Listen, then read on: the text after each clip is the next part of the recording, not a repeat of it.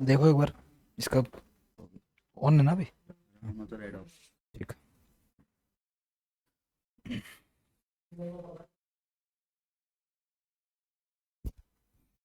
ठीक है।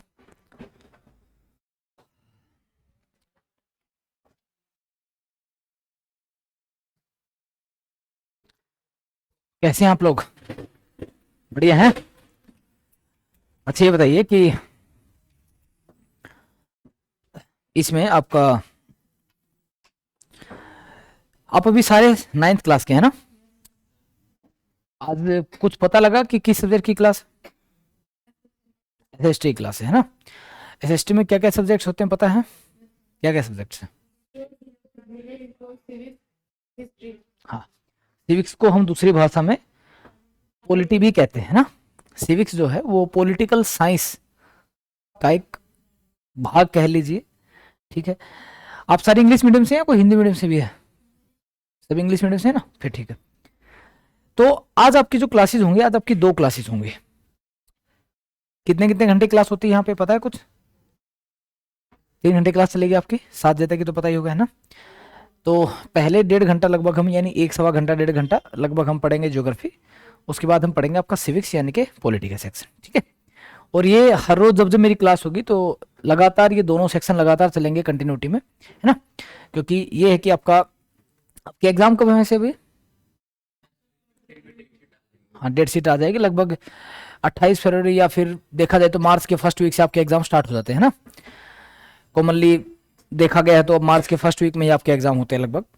खैर, तब तक किस स्पीड से आप पढ़ना चाहेंगे ये बताइए। क्या आपका कुछ सेक्शन तैयार है पहले से, या फिर बिल्कुल वैसे तो हम स्टार्ट से ही करेंगे, है ना, बिल्कुल धीरे धीरे।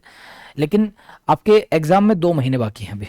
2 महीने हमें पूरा एसएसटी कवर करना है लगभग। लेकिन ज्योग्राफी पॉलिटी तो मैं करवाऊंगा ये आपका साथ में साथ। तो ज्योग्राफी और पॉलिटी का जो आपका सेक्शन रहेगा, उसमें पहली बात तो अपने बुक्स हैं आपके पास? कोई लेके आया है आज? हाँ, कोई बात। हाँ नहीं, कोई ऐसी दिक्कत नहीं है, लेकिन आगे से हो सके तो ले आना बुक, ठीक है। आगे से जब भी आपको एसएसटी क्लास का मैसेज मिले तो बुक्स ले आना साथ में।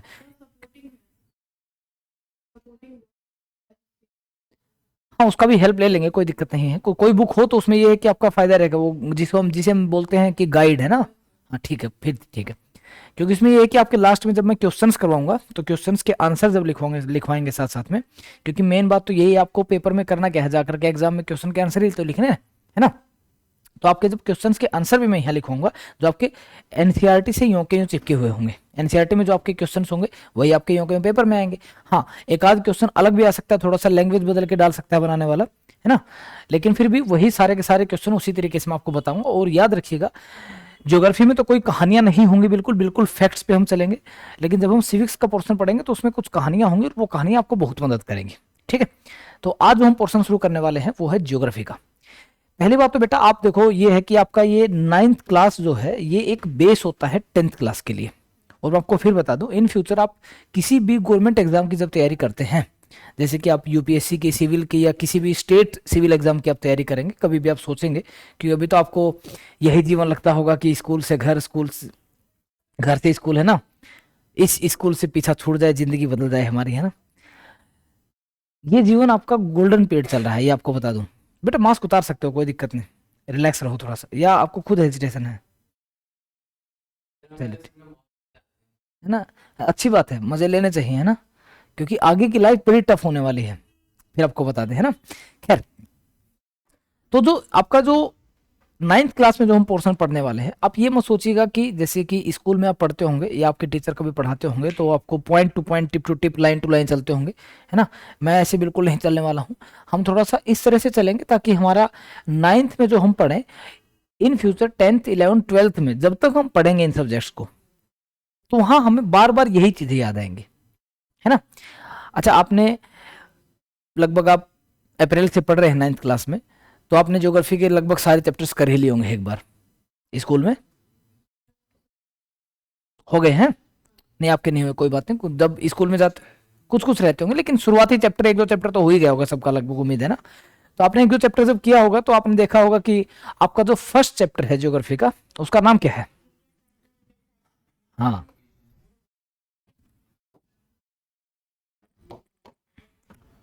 आपके ज्योग्राफी में क्या साफ दिख रहा है आपको?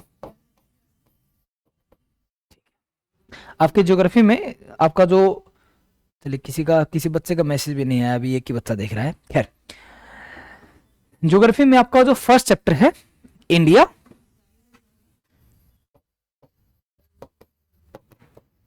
Size and location. देखिए, दो चीज होती है बेटा, अगर किसी भी चीज को आपको ये पता करना है कि ये क्या है, क्यों है, कैसे है, तो उसका थोड़ा सा ना ओवरव्यू देखते हैं, यानी कि उसको बाहर से देखा जाता है। अच्छा, आप अपना नाम किसी से मिलते हैं जब, तो आप अपना नाम बताते हैं, है ना?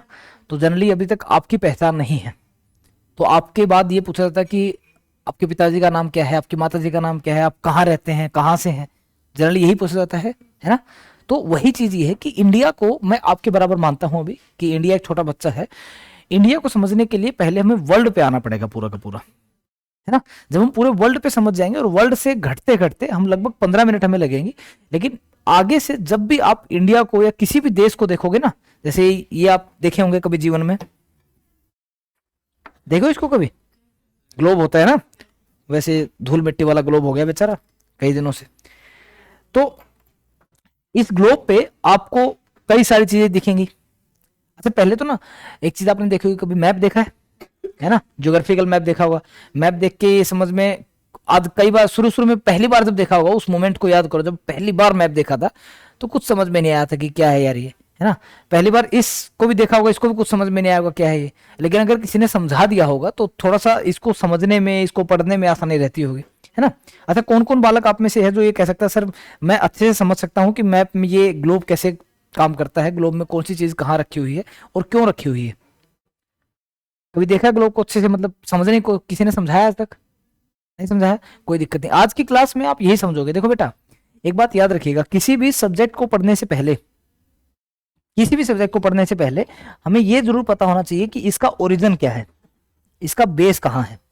जैसे कि सब्जेक्ट का नाम है जियोग्राफी, जियोग्राफी का मतलब क्या होता है, कोई बता सकता आप में से? ये तो हिंदी वर्जन हो गया इसका, ये तो वो बात हो गया, कमाल करते हो। यही यही दिक्कत है, जानते हो, हम भी स्कूल में पढ़ते थे जब, तो हमारे साथ भी यही समस्या थी। हमें ज्योग्राफी का मतलब समझ में आया जब सिविल की तैयारी की, उससे पहले ज्योग्राफी का मतलब तक नहीं पता। हाँ, ज्योग्राफी पढ़ रहे हैं, क्या होती है ज्योग्राफी पता नहीं। पहले तो आप ये समझिए, क्योंकि आप ये याद रखिएगा बेटा, आप यहाँ पे जब पढ़ रहे हैं तो आप न सिर्फ ये सोच के कभी पढ़ोगे कि भाई हमें सिर्फ 9th क्लास की तैयारी करनी है, ये सोच के पढ़िएगा कि इन फ्यूचर जब आप कभी सिविल की तैयारी करने बैठोगे ना, क्योंकि देखो हर एक बच्चे का, अच्छा भारत में सबसे बड़ी पोस्ट क्या होती है? भारत में सबसे बड़ी पोस्ट क्या है? नहीं, वो तो प्रेसिडेंट, वो तो पॉलिटिकल पोस्ट हो गई, जो आप पढ़ के पाते हैं। आईएएस है ना, इंडियन एडमिनिस्ट्रेटिव सर्विसेज।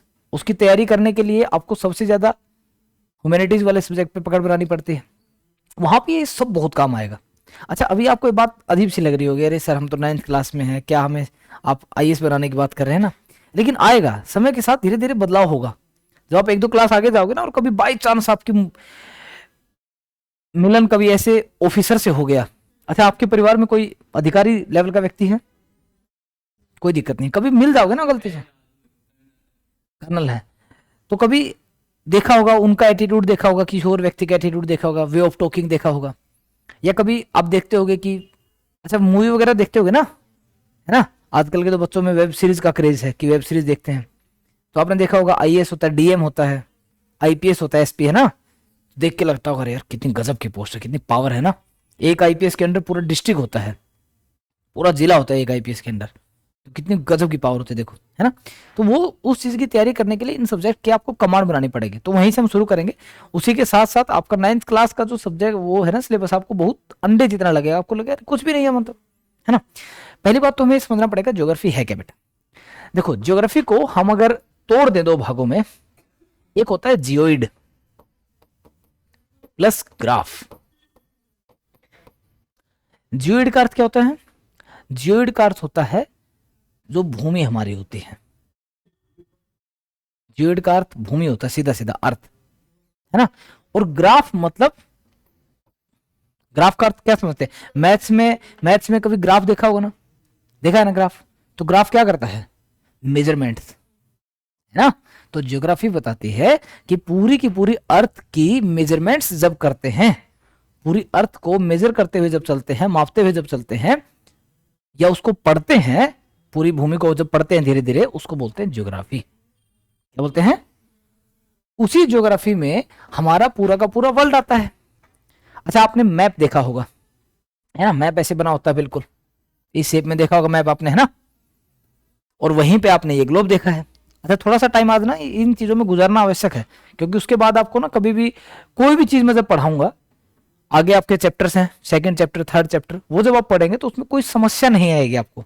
एक झटके में बताऊंगा कि ऐसा है, तो आपके दिमाग इस क्लास पे जाएगा कि हाँ सर ने एक मैप दिखाया था, ऐसे ग्लोब दिखाया था, वहीं से हमारा क्लियर हो गया था सारा का सारा, है ना।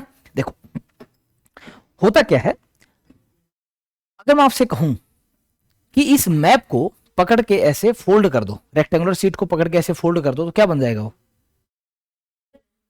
सिलेंडर बन जाएगा, है ना। और उस सिलेंडर को अगर मैं ये कह दूं कि भाई सिलेंडर को ना एक काम करो, उस सिलेंडर को ऊपर नीचे से थोड़ा सा दबा दबा के ना गोल बना दो, तो ये ग्लोब दिखेगा। वास्तविकता में हमारी जो अर्थ है ना, वो किस तरह की है, पक्का, तो स्फीयर कैसे हो गया, हाँ ओवल शेप में है ना, ओवल शेप में है, बस उसको जो खुला हुआ भाग उसका है, उसको तो हम मैप बोल देते हैं। वास्तविकता में अर्थ ऐसे हो ही नहीं सकती, ये तो कैसा सरफेस हो गया, फ्लैट सरफेस हो गया, प्लेन सरफेस हो गया, है ना। ओवल शेप में ये रहा हमारे, जो ये रखा है ये पूरा का पूरा ओवल सरफेस है, ये रहा, ठीक। अब इसको हम पढ़ते हैं एक करके। अब होता क्या बेटा, दो चीजें होती, बड़ी छोटी छोटी साधारण साधारण सी चीजें हैं। पहली बात तो, हम अर्थ को जब पढ़ना शुरू करते हैं तो पहले से आता क्या है शुरू में, देखो छोटी छोटी बातें हैं बिल्कुल। ये पूरा का पूरा बोर्ड है, इस बोर्ड को मैं अगर बीचों बीच बांट दूं, बिल्कुल हाफ, आधा ऊपर आधा नीचे, तो क्या वो दो बराबर भागों में बट गया, टू इक्वल पार्ट्स में बट गया। उसी तरह हमारी अर्थ है, अर्थ को भी दो भागों में बांटा हुआ है ऐसे, इसको 0 डिग्री बोलते हैं। अब 0 डिग्री क्यों बोलते हैं, कैसे बोलते हैं, सारी बातें बताऊंगा एक एक करके, है ना। क्योंकि जब मैं एक बार आपको मैप बता दूंगा ना पूरा, तब इंडिया पे आने का मजा ही अलग है, तब इंडिया को समझेंगे ना, तब लगेगा हाँ यार इंडिया कहाँ है। अच्छा, 10th में, 11th में, 12th में जब आप ये चीजें पढ़ेंगे, अगर आप 11th 12th में ह्यूमैनिटीज के सब्जेक्ट लेते हैं, और जब आप पढ़ेंगे कि बारिश कैसे होती है, अभी हमारे यहाँ दिसंबर जनवरी में ठंड क्यों पड़ती है, जून में क्यों नहीं ठंड होती हमारे यहाँ, कभी सोची ये बातें, क्यों नहीं होती, नहीं पता ना। लेकिन आज 10 मिनट बाद आपको पता लग जाएगा कि दिसंबर जनवरी में ठंड क्यों होती है हमारे यहाँ, है ना। ये छोटी छोटी बातें हैं। दिन गर्मियों में बड़े क्यों होते हैं, सर्दियों में छोटे होते हैं, ये छोटी छोटी बातें बिल्कुल साधारण साधारण सी, और कभी सोच के लगता होगा कि यार बड़ी आसान आसान बातें हैं, कोई दिक्कत नहीं है इनमें तो, है ना। लेकिन आज देखना सारी क्लियर हो जाएंगी क्यों ऐसा होता है ना। सब्जेक्ट से थोड़ा हटके, मतलब आपके टॉपिक से थोड़ा सा हटके रहूंगा, लेकिन जब टॉपिक पे आएंगे ना, तो पढ़ने में इतना स्पीड से जाओगे आप, इतना स्पीड से चैप्टर निकले, क्यों, बेसिक स्ट्रॉन्ग हो जाएगा, समझ रहे। तो अर्थ को अगर दो भागों में बांट देते हैं 0 डिग्री पे, तो उसे बोलते हैं बेटा इक्वेटर।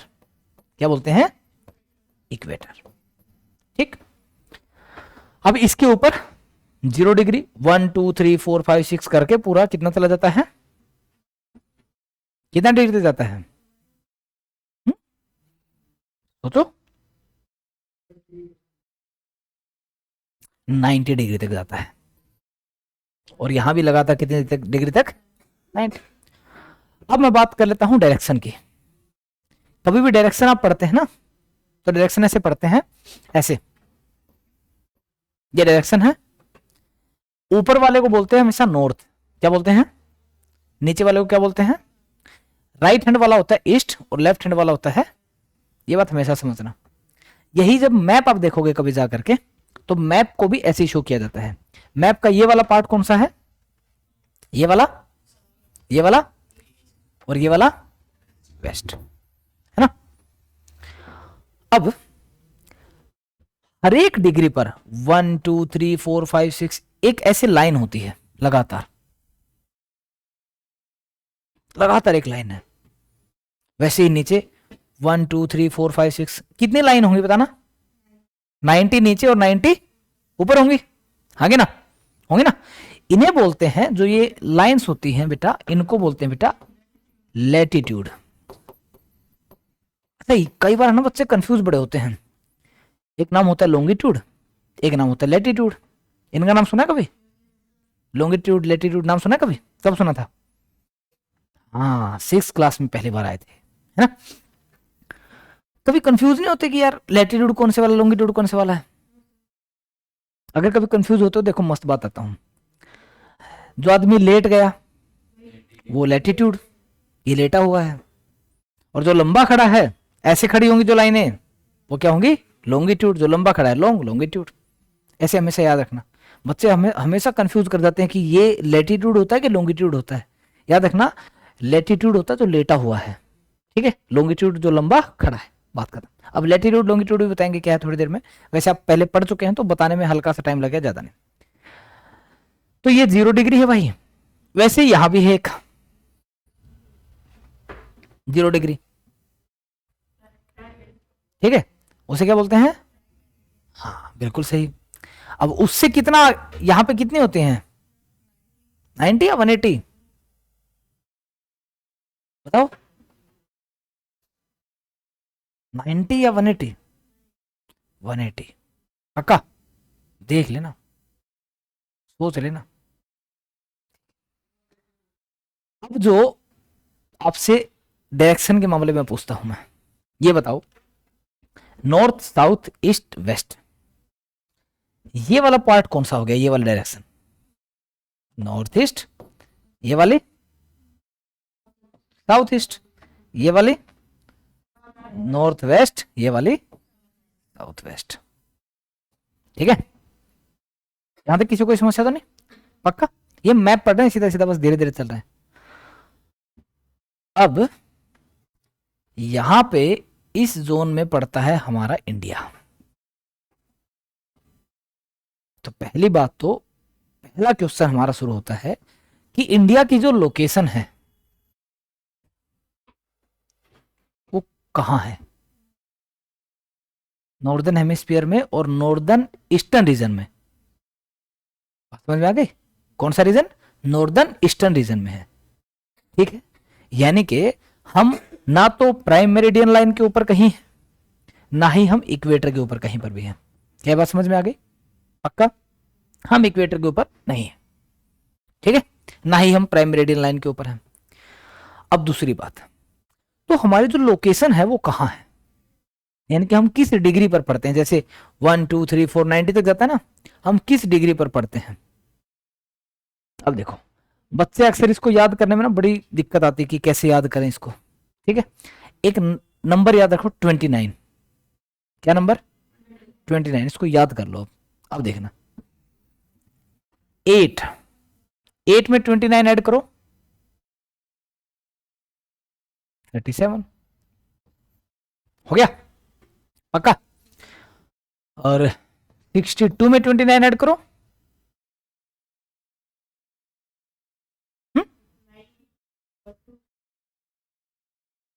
चलो पहले तो हम बाद में आते हैं, पहले ये डिस्कस कर ले, पहले बाद में आते हैं वहां पे। 8 डिग्री 4 मिनट और 36 डिग्री 6 मिनट,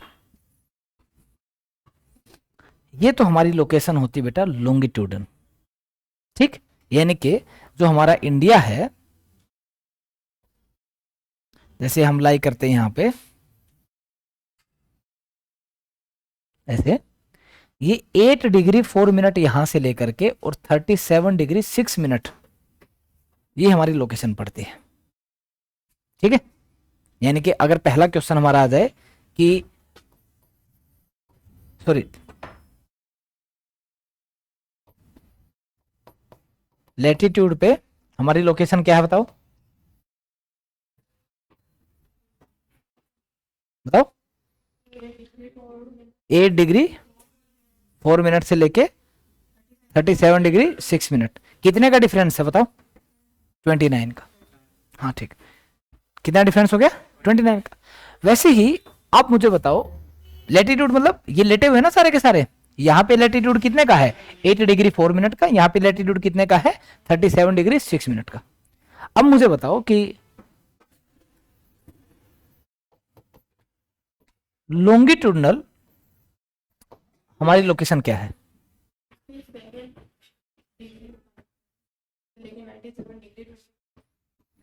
पक्का? चलो 97 25 मान लिया आपका, ये सही है। चलिए इसमें से 29 घटाओ,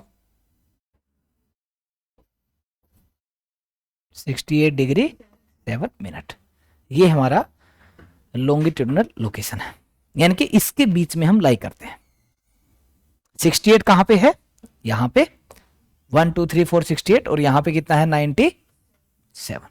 मैंने कितने तक बताया था? ये 180 इधर, 180 इधर, ये 90 इधर, 90 इधर।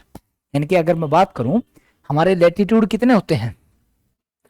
90 नीचे हैं, 90 ऊपर हैं, और एक बीच में है, तो 181।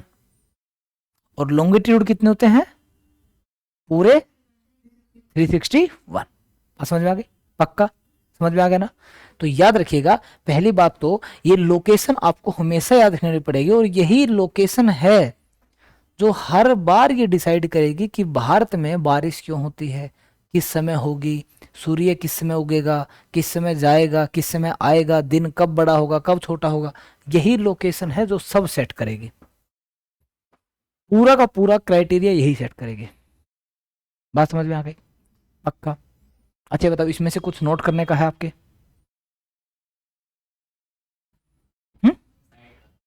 नोट कर लो एक बार आप, क्योंकि नोट करने का क्या है वो मैं बता देता हूं। नोट करने का ये है बेटा, इक्वेटर ये है, ये लैटिट्यूड हो गया, इधर लॉन्गिट्यूड होंगे ऐसे। दूसरी बात, मैप को आज के बाद देखोगे तो नॉर्थ साउथ ईस्ट वेस्ट इस तरह से पता होना चाहिए। ये हमारा इक्वेटर है यहाँ पे। कर लो एक बार जल्दी से नोट।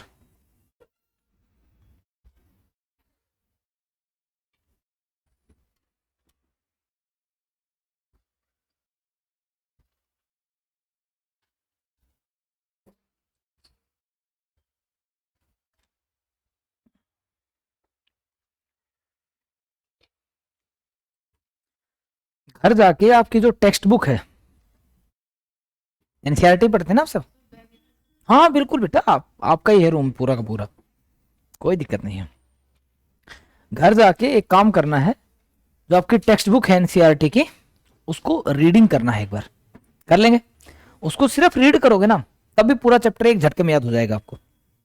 क्योंकि याद रखिए, वहां पे है ना एक वर्ड लिखा होगा कि India is located longitudinally at this and this.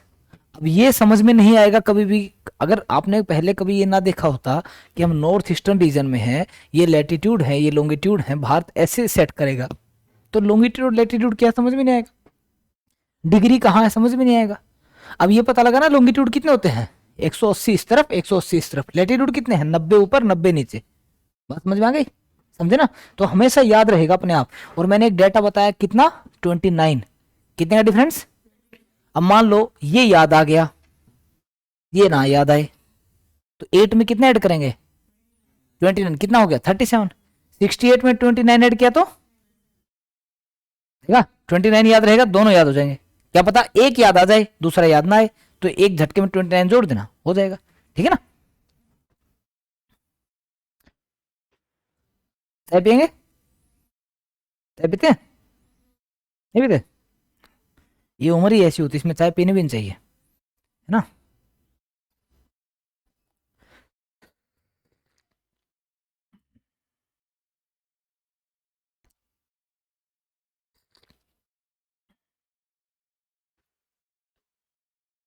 हो गया नोट?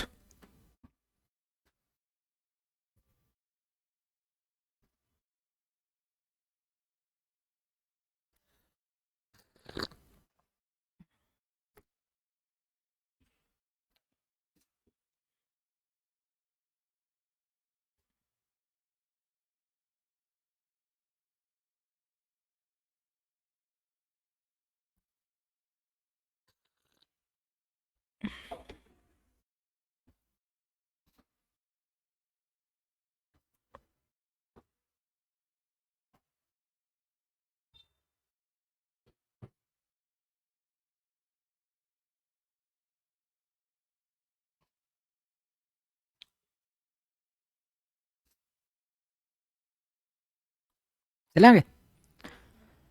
अब देखिए बेटा, अब आपको समझाते हैं एक बढ़िया बात। अब जो हमारे सूर्य देवता हैं वो बेचारे काहे जून में इतनी दिक्कत हमें करते हैं, है ना, और दिसंबर में भाई साहब आते ही नहीं है। छत पे बैठे बैठे हम वेट करते रहते हैं, आएंगे आएंगे, ये आ ही नहीं रहे, है ना। दो लाइन और है, अब उनको समझिएगा। एक है ट्रॉपिक ऑफ कैंसर, नाम सुना है ना। ये होती है 23.5 डिग्री नॉर्थ। ये 0 डिग्री 1 2 3 23.5 डिग्री पर। अच्छा मुझे एक बात बताओ, 23.5 डिग्री पर एक लाइन ऐसे है, इंडिया की लोकेशन क्या है लेटीट्यूड पे बताना? 37 डिग्री 6 मिनट। और 23.5 डिग्री क्या इन्हीं के बीच में है? इसका मतलब ये कंफर्म है कि ट्रॉपिक ऑफ कैंसर इंडिया से गुजरेगी, हाँ के ना। ट्रॉपिक ऑफ कैप्रिकॉर्न दूसरी है, ये साउथ में है। ये तो है ट्रॉपिक ऑफ कैंसर और ये है ट्रॉपिक ऑफ कैप्रिकॉर्न। अब आप मुझे बताओ, ट्रॉपिक ऑफ कैप्रिकॉर्न साउदर्न में है, साउदर्न हेमिस्फीयर में है। इंडिया की लोकेशन क्या है? नॉर्दर्न में। तो क्या ट्रॉपिक ऑफ कैप्रिकॉर्न इंडिया से गुजरेगी? कोई मतलब नहीं है। बात समझ में आ गई, हाँ के ना। तो आज तक ये बात समझ में आनी चाहिए कि sir tropic of cancer India से गुजरती है और ट्रॉपिक ऑफ कैप्रिकॉर्न इंडिया से नहीं गुजरती है। बात समझ में आ गई पक्का। अब सूर्य देवता पे बात आती है यहाँ पे कि सूर्य देवता काहे जून में इतना तंग होते हैं, हमारे ऊपर आके बैठ जाते हैं, है ना। जो सूर्य देवता है ना बेचारे, वो मजबूर है, वो रहते हैं, ये तो होता है ऊपर नॉर्थ पोल, ये होता है साउथ पोल हमारा, है ना। और जो सूर्य देवता है वो सिर्फ इन्हीं के बीच में दिखते हैं हमेशा, बात खत्म। जैसे कि अब समझिएगा थोड़ा सा ध्यान से, अब आपको इसकी सहायता लेनी पड़ेगी और इसको थोड़ा सा समझना। यार ये पृथ्वी झुकी हुई कहीं है ऐसे, क्यों झुकी हुई ऐसे? आप जानते हो हमारे जो अर्थ है ना वो टिल्टेड है,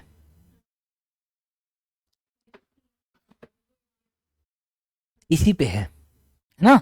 जो हमारी अर्थ है वो थोड़ी सी क्या है, सीधी नहीं है, ऐसे गोला सीधा नहीं है, गोला क्या है, टेढ़ा। यानी कि ओवल होता है ना, अंडा जैसे होता है। अंडा का भी देखो ऐसे पकड़ोगे अंडे को, है ना। अंडा देखा है कभी सबने? देखा होगा ना, अंडे को ऐसे पकड़ो और एक अंडे को थोड़ा सा ऐसे पकड़ लो, तो हमारी अर्थ थोड़ा सा अंडे को टेढ़ा अगर पकड़ ले तब होगी। इसलिए ग्लोब कभी देखा होगा ये टेढ़ा क्यों होता है, ये अर्थ की लोकेशन है बेटा ऐसे, जिसकी वजह से जो सन है, अच्छा सन स्टेबल है या अर्थ स्टेबल है? सन स्टेबल है। अब सन यहाँ पे स्टेबल है, मैं कहता हूँ यहाँ पे सन है स्टेबल। अब ये अर्थ है, अर्थ घूम के ऐसे जाएगी जब, मान लो जब, वैसे तो अर्थ लगातार रोटेट होती रहती है, अर्थ ऐसे घूमती घूमती जाएगी जब, और मान लीजिए ये सन है, मैं एक बार के लिए इसको स्टेबल कर दे रहा हूँ, ये सन है, ये ऐसे घूम के जाएगी। तो ये बताओ, पहले तो सन यहां था, तो लाइट कहां पे गिर रही है? ऊपर वाले भाग पे, आगे ना, नीचे वाले पे भी गिर रहेगी ना, ऐसे गिरेगा तो। लेकिन अब अगर मान लीजिए ये घूम करके इधर आ गया, अब मुझे एक सिंपल सी बात बताना, क्या अब ऊपर वाले भाग पे ज्यादा गिरेगी? क्योंकि देखो सिंपल सी एक बात मुझे बताना, यहाँ पे सन है, अब ऊपर वाला जो भाग है इसका, ये बीच में क्या है, ये देखो, ये बीच में क्या दिख रही है, ये इक्वेटर है ना। अब सन यहाँ है, अब मुझे एक बात बताना, ये घूम के आ गया तो ये इसका ये वाला हिस्सा क्या सन की तरफ है, तो सन अब ऊपर वाले पार्ट पे ज्यादा लाइट डालेगा, क्या नीचे वाले पार्ट पे लाइट डाल पाएगा? ये अच्छा, ये वाला पार्ट यहाँ पे सन है, इस वाले पार्ट पे लाइट पड़ेगी मतलब, लेकिन यहाँ पे पड़ेगी अगर सन इधर है तो। लेकिन यही सन मैं इधर रखता हूँ, देखो अब यही है और ये भी इधर आ गया। अब मुझे बताओ, अब यहां से इधर नहीं पड़ेगी, अब कहां पड़ेगी? नीचे वाले पार्ट पे। अब सन हमेशा स्टेबल रहता है और इसके 23.5 डिग्री पे टिल्ट होने की वजह से ये जैसे रोटेट करते हुए जब जाती है, ऐसे ऐसे रोटेट करते हुए घूमते घूमते जब जाती है, तो सूर्य की जो लोकेशन होती है, सन की जो लोकेशन होती है वो ऊपर नीचे होती है हमेशा। सन की लोकेशन ऊपर नीचे होती है या अर्थ ऊपर नीचे इसी तरह से घूमती है? सन तो कहो स्टेबल है, लेकिन अर्थ की लोकेशन ये ऊपर आया तो ऊपर, नीचे गया तो नीचे, है ना। तो जो सन है वो बेचारा किस किस के बीच में हमेशा दिखता है? वो हमेशा दिखता है यहां से और यहां तक। अब मैं आपके साल की शुरुआत करता हूं। अच्छा मुझे एक बात बताओ, आपने कभी सुना होगा कि 23 दिसंबर, नाम सुना है इस डेट का? क्या होता है 23 दिसंबर को? पक्का? बोलो बोलो। और 23 मार्च को?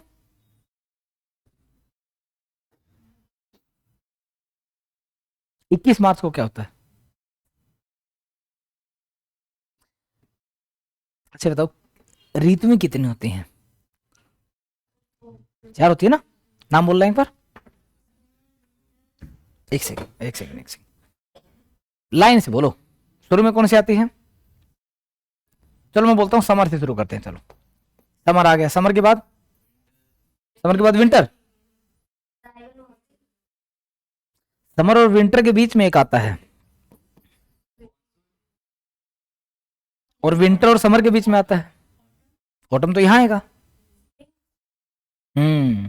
ये स्प्रिंग, और फिर आता है ऑटम, और ऑटम के बाद फिर से क्या आता है? अच्छा, मैं आपसे एक छोटी सी बात पूछता हूँ। ये ना छोटी छोटी बातें हैं, लेकिन इतनी काम की चीजें हैं। आपको आज के बाद ना ये पता लग जाएगा कि बारिश कब आएगी। आप माहौल देख करके बता दो कि बारिश आएगी आज। आप रात को देख करके बता दोगे घर वालों को कि सुबह धुंध पड़ेगी कि नहीं पड़ेगी, सुबह कोहरा होगा कि नहीं होगा, आज की क्लास के बाद। अब देखो, अभी कौन सा सीजन चल रहा है? विंटर चल रहा है। विंटर के बाद क्या आएगा? अच्छा, सर्दियां जैसे जैसे खत्म होती हैं आपको बड़ा अच्छा लगता होगा, क्योंकि उसके बाद ना सुबह सुबह जो होता है, कभी आप तो स्कूल में जाते हैं, तो जैसे ही ये वाला टाइम जो होता है, एग्जाम टाइम होता है, मार्च वाला, कितना बढ़िया टाइम होता है। सुबह सुबह कितना मस्त मौसम रहता है ना, रहता है ना? वो कौन सा होता है, और पेड़ पौधे उस समय खुश रहते हैं। उसे हम अगर हिंदी भाषा में कहें तो वसंत ऋतु बोलते हैं ना, बोलते हैं ना वसंत। और वसंत को इंग्लिश में क्या बोलते हैं? स्प्रिंग। पक्का? या ऑटम बोलते हैं, है ना? तो फिर हमसे गलत हो गया क्या? एक सेकंड, ये उल्टा हो गया फिर।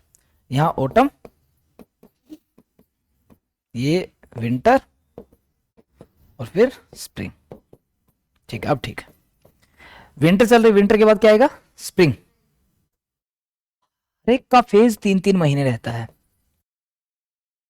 लेकिन अब ग्लोबल वार्मिंग की वजह से ये थोड़े से बढ़ गए हैं, ये थोड़े से घट गए हैं बेचारे, है ना? विंटर के बाद स्प्रिंग आएगा, और फिर मार्च अप्रैल में, वैसे तो अब अप्रैल में बुरा हाल हो जाता है गर्मी में ना, लेकिन फिर भी ये कहा जाता है मार्च अप्रैल का मौसम रहता है स्प्रिंग। और फिर मई जून जुलाई क्या रहता है, और अगस्त सितंबर अक्टूबर क्या होता है, और फिर नवंबर दिसंबर जनवरी क्या होता है। ये ऐसे 3-3 महीने चलते हैं, है ना? अब ग्लोबल वार्मिंग की वजह से गर्मी ज़्यादा रहने लग गई है, सर्दियाँ कम रहती हैं ना। खैर, अभी क्यों रहता है ऐसा, सुनो ध्यान से। 4 महीने में आपको बताऊंगा अब। उन चारों महीनों में आप तारीख मुझे बताएंगे। मार्च, मार्च में 3 और जोड़ा तो जून, जून में 3 और जोड़ा तो, और इसमें जोड़ो तो। इन चारों महीनों में 4 तारीखें हैं। कौन सी तारीख होती है? एक तो सबसे बड़ा दिन जिसको बोलते हैं, या सबसे छोटा दिन जो होता है दिसंबर में, कौन सी तारीख है वो? 21 दिसंबर या 23 दिसंबर? पक्का? देखो, छोटी छोटी चीजें हैं जो आपको याद नहीं आ रही हैं। पक्का?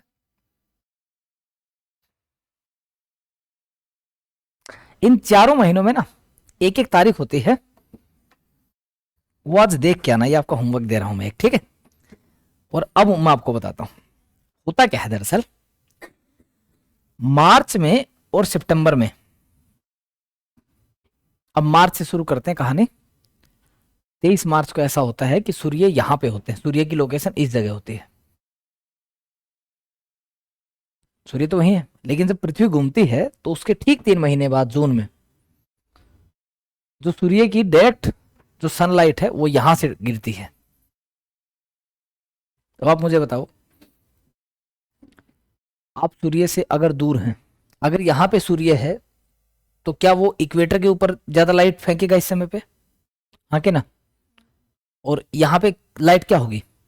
कम होगी। सूर्य की लाइट कम होगी तो गर्मी कम होगी, हाँ कि ना? और अब सूर्य आ गया यहाँ पे, मतलब इंडिया के ठीक ऊपर, तो अब इंडिया में क्या होगा? गर्मी बढ़ जाएगी, है ना? अब फिर सूर्य जाएगा, अगले 3 महीने फिर नीचे भाग जाएगा, यानी सितंबर में फिर यहीं पे आ जाएगा। ठीक है। और फिर अगले 3 महीने में सितंबर से दिसंबर में चला जाएगा यहाँ। अब सूर्य यहाँ है और इंडिया यहाँ है। अब मुझे बताओ सूर्य भारत से दूर है कि नहीं है इस समय? तो जब सूर्य दूर रहेगा तो हमें गर्मी लगेगी कि ठंडी महसूस होगी? ठंडी महसूस होगी। और ये मार्च में यहाँ, जून में यहाँ, फिर सितंबर में वापस यहाँ और दिसंबर में यहाँ। इसलिए दिसंबर में हमें ठंड लगती है। समझ गए? आज के बाद ये समझ आया कि दिसंबर में ठंड क्यों होती है, जून में क्यों नहीं होती? भाई कभी जून में हो जाए ठंड एकदम से, क्योंकि सूर्य आ ही नहीं सकते यहाँ पे। अर्थ जो घूमती है, या तो अर्थ घूमना बंद कर दे, अपने आप में रोटेशन करना बंद कर दे, सिर्फ रिवॉल्व हो, तब तो होगा क्या? अगर अर्थ रोटेट करना बंद कर देगी ना, तो आधी अर्थ पे हमेशा लाइट रहेगी और आधी अर्थ पे हमेशा अंधेरा रहेगा। क्यों?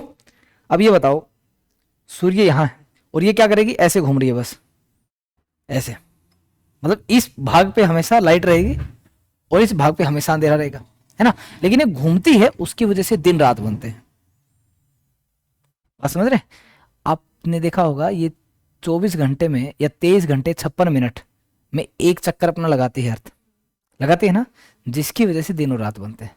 जैसे मान लो अब सूर्य यहाँ है ना, सूर्य तो यहीं रहेगा, ये घूम रही है लगातार, तो क्या होगा? दिन चलता रहेगा, है ना। अब सूर्य यहाँ था, थोड़ी देर बाद सूर्य यहाँ हो जाएगा, इधर थोड़ा सा कम सूर्य पड़ेगा, फिर यहाँ हो जाएगा, फिर यहाँ हो जाएगा। अब ये वाला पोर्शन कहाँ हो गया? सन के पीछे, तो वहां क्या हो गई? रात। अब ये बेचारा घूम के आएगा, ये वाला देश घूम के आएगा पूरा, भाई सूर्य आ रहा है। अब सूर्य यहाँ पे लाइट मारेगा, सुबह सुबह होगा, है ना, और फिर एकदम से अब दोपहर हो रही है इस देश में, अब शाम हो रही है, अब अंधेरा हो गया। दिन रात ऐसे बनते हैं। अब जैसे मैं आपको दिखाता हूँ अपना प्यारा भारत। कहाँ है अपना प्यारा भारत?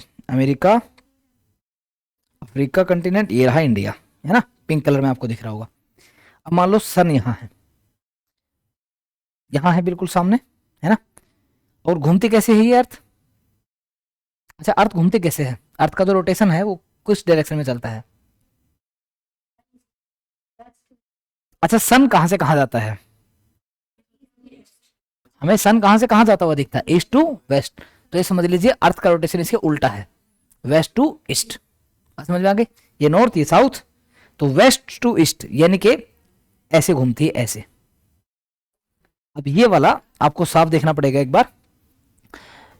ये दिख रहा है, मैप दिख रहा है ना सबको? ये अपना नॉर्थ वाला पार्ट है, ये अपना साउथ वाला पार्ट है, ये अपना ईस्ट वाला पार्ट है, जहां पे हमारे जो नॉर्थ ईस्टर्न स्टेट्स है ना, जिसके अगर नाम मैं बोलूं,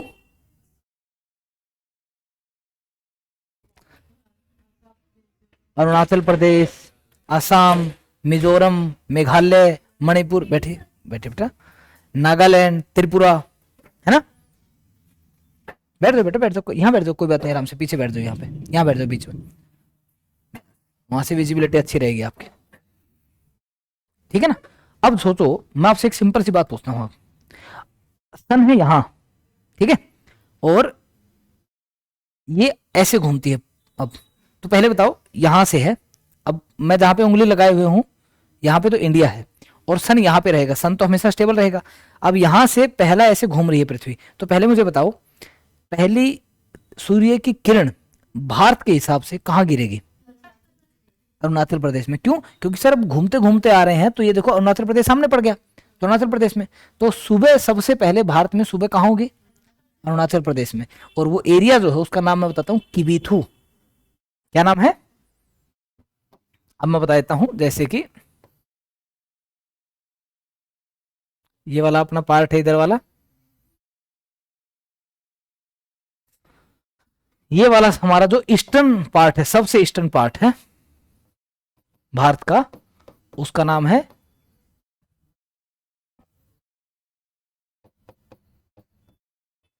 किबीथू। देखो भाई, नाम है, मैं इसमें कुछ नहीं कर सकता। देखो, ये मत कहना सर इतना गंदा सा नाम, सड़ा सा नाम क्यों है ये, ठीक है।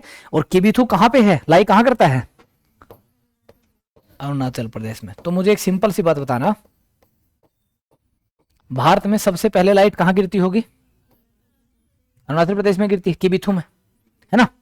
अब किबीथू में लाइट गिरी और भारत में सुबह हो गई, है ना, सुबह हो गई मामू, सूरज चाचा जाग गए हैं। अब धीरे धीरे ये पूरा दिन चल रहा है, अब सूर्य की लोकेशन यहाँ शो होती रहेगी, है ना। अब धीरे धीरे जा रहा है। अब ये बताओ, अब ये वाला पार्ट जो किबिथु वाला पार्ट था, अरुणाचल प्रदेश वाला पार्ट, कॉपी बाद में निकालना बेटा, आराम से बैठे रहो। पहले किबिथु वाला पार्ट है, क्या वो दूर चला जाएगा? तो भारत में सबसे पहले अंधेरा भी कहाँ होगा? सबसे पहले वही होगा, सबसे पहले अंधेरा भी, है ना। और सबसे लास्ट में अंधेरा कहाँ होगा? गुजरात में। और सबसे लास्ट में रोशनी भी कहाँ होगी? गुजरात में। और वो वाला पार्ट जो है, जो हमारा भारत का वेस्टर्न पार्ट है, सबसे वेस्टर्न पार्ट जिसको बोलते हैं, वेस्टर्न पॉइंट अगर बोल लो, पॉइंट बोल लो, पार्ट बोल लो, वो है गुजरात में। और उसका नाम है बेटा सर क्रीक, उस पॉइंट का नाम है, ठीक है। क्योंकि ये एग्जाम में आता है, आपके वन लाइनर आते हैं ना, वन लाइनर में कई बार क्वेश्चन आता है direct, what is the western point of India, कि इंडिया का सबसे वेस्टर्न पॉइंट कौन सा है? Sir creek. कहां पे है? गुजरात में। ईस्टर्न पार्ट कहां पे है? कि भी तो, अरे बाद में लिख लेना महाशो, रुक जाओ सुन लो, खोपड़िया के ऊपर से चली जाएगी बात फिर। ईस्टर्न पार्ट कौन सा है? किबिथु, अरुणाचल प्रदेश में, है ना। अब आगे पढ़ लेते हैं भाई, तो लगे हाथ ये भी कर लेते हैं, सबसे नॉर्दर्न पॉइंट कौन सा और सबसे साउदर्न पॉइंट कौन सा है?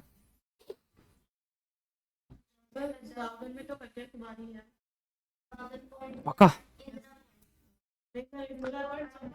चलो, नॉर्दर्न में तो है इंदिरा कोल। अच्छा, आप इसको इंग्लिश में लिख देते हैं आपके लिए, इंदिरा कोल, ठीक है। ये तो अपना नॉर्दर्न पार्ट है। कहां पे है ये? लद्दाख में, ठीक है। इस समय हालांकि ये पाकिस्तान जो पीओके है ना, अपने पीओके वाले पार्ट में है, लेकिन है तो अपना ही। और साउदर्न में यहां पे एक आइलैंड है हमारा, अंडमान एंड निकोबार, है ना। दूसरा आइलैंड यहां पे है, लक्षद्वीप। तो हमारा साउदर्न पार्ट जो है वो ग्रेट निकोबार, निकोबार का सबसे साउदर्न पार्ट कौन सा नाम, क्या नाम उसका? इंदिरा पॉइंट। आपकी एनसीईआरटी में अभी भी यही लिखा है, आपने पढ़ा होगा तो एनसीईआरटी में भी यही लिखा है इंदिरा पॉइंट। लेकिन 2004 में सुनामी आई थी तो ये डूब गया था, ये आज भी डूबा हुआ है ना। लेकिन जो अब अपना साउदर्न पॉइंट बचा हुआ है, वो बचा हुआ है कन्याकुमारी में, यहीं पे। क्या नाम उसका? क्या नाम है?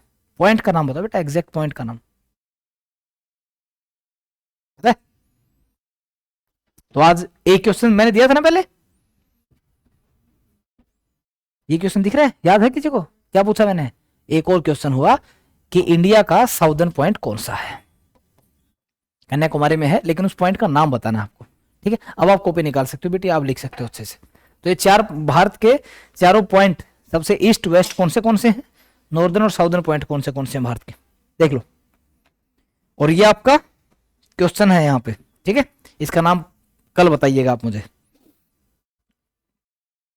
इससे पहले ही क्लास बेटा रिकॉर्डेड रूप में आप देख लीजिएगा, है ना, मिल जाएगी ना। हाँ, वो देख लीजिएगा पहले आप, बाकी क्या पढ़ते रहो आराम से।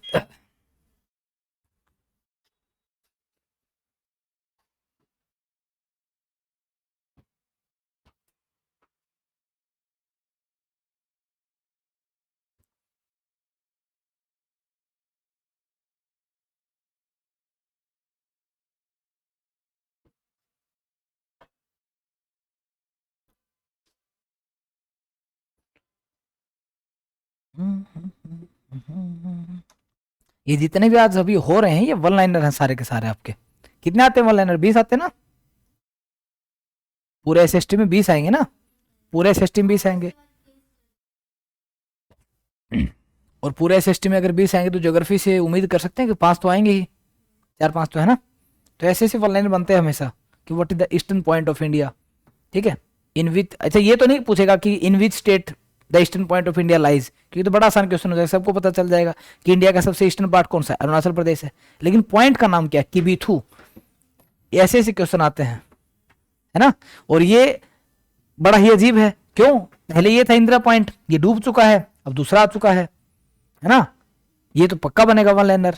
और आप हेल्प बुक देखोगे, अगर जैसे आप हेल्प बुक तो यूज करते ही हैं कि भाई कैसे कैसे क्वेश्चन आते हैं, तो हेल्प बुक में वन लाइनर देखोगे तो खूब बारी ऐसे मिलेंगे कि नॉर्दर्न पॉइंट कौन सा है, साउदर्न पॉइंट कौन सा है ना। हो गया भाई, चले आगे। तो हमने आज पहले तो सबसे पहले क्या पढ़ा कि इंडिया की लोकेशन क्या है, क्या है लोकेशन इंडिया की। हम कहां पढ़ते हैं? नॉर्थ ईस्टर्न रीजन में पड़ते हैं। लैटिट्यूड हमारी लोकेशन क्या है, 8 डिग्री 4 मिनट से 37 डिग्री 6 मिनट, और लॉन्गिट्यूड में क्या है 68 डिग्री 7 मिनट से 97 डिग्री 25 मिनट्स में हमारी लोकेशन सेट होती है ना, इसके बीच में है। इसके अलावा हमने जो आउट ऑफ सिलेबस कुछ बातें जानी, वो क्या जानी कि सर हमारे गर्मी जून में ही क्यों पड़ती है और सर्दी दिसंबर में ही क्यों पड़ती है ना, ऋतुएं कैसे बदलती हैं, सीजन्स कैसे बदलते हैं, पता लगा क्यों? क्योंकि सर जून में सन कहाँ आ जाता है, ट्रॉपिक ऑफ कैंसर के ठीक ऊपर, और ट्रॉपिक ऑफ कैंसर इंडिया के बीच से गुजरती है। अब ये भी क्वेश्चन आ गया कि ट्रॉपिक ऑफ कैंसर इंडिया के किस किस स्टेट से गुजरती है? 8 स्टेट हैं। कितने स्टेट हैं? 8 स्टेट हैं, ध्यान से सुनिएगा। ट्रॉपिक ऑफ कैंसर गुजरती है बेटा यहां से ऐसे, बिल्कुल यूं, ठीक है। अब अगर मैप होता पूरा का पूरा तो आपको दिखाता मैं, बाकी मैं आपको नाम बताता हूं कौन से हैं। सबसे पहले इधर से गुजर जाएगा तो कौन सा आ गया, गुजरात आ गया बेटा। थोड़ा सा पार्ट राजस्थान का भी आ जाता है। तो फिर आ गया एमपी, मध्य प्रदेश, मध्य प्रदेश के साथ का है छत्तीसगढ़, ठीक है। छत्तीसगढ़ से आगे पहले झारखंड है ना, पहले झारखंड, फिर वेस्ट बंगाल। अब आगे नॉर्थ ईस्टर्न वाले, नॉर्थ ईस्टर्न में सबसे पहले तो इधर ये जो बांग्लादेश है ना, बांग्लादेश के ठीक साथ में जुड़ा हुआ हमारा स्टेट है त्रिपुरा, और फिर क्या है मिजोरम। आपको मैं, आप है ना जाकर के कम से कम इंडिया का मैप जरूर देखना। इंडिया का मैप जब देखोगे तो यहां पे जैसे नेपाल, यहां भूटान, यहां बीच में हमारा सिक्किम है, फिर यहां पे अरुणाचल है, यहां असम है, असम के यहां पे, यहां से जब शुरू होगा तो नागालैंड, नहीं मेघालय यहां है बेटा त्रिपुरा के ऊपर, मणिपुर, मिजोरम, त्रिपुरा, नागालैंड, और फिर यहां पे वेस्ट बंगाल आता है पूरा ऐसे, ठीक है ना। अच्छा वेस्ट बंगाल को वेस्ट बंगाल क्यों कहा जाता है? हाँ बहुत बढ़िया, ये क्वेश्चन बहुत पूछा जाता था पहले, आपकी नॉलेज को भी चेक कर ले जाए कि भाई जो हमारा वेस्ट बंगाल है उसको वेस्ट बंगाल क्यों कहते हैं। क्योंकि एक बात याद रखिएगा, 1947 से पहले भारत, पाकिस्तान, बांग्लादेश सब एक था, ये तो पता होगा ना सबको।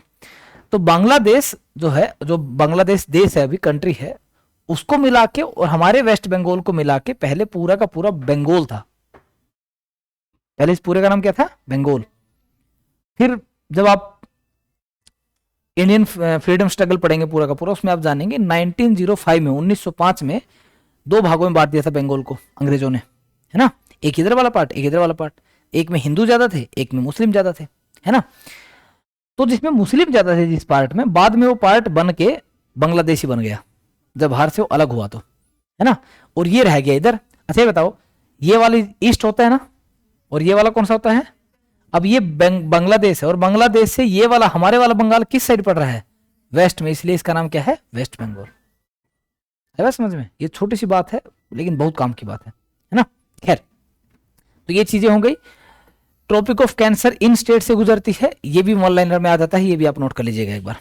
और आज जाकर के ना पहला चैप्टर पूरा का पूरा खींच देना भाई, आज फर्स्ट चैप्टर खत्म होगा आपका।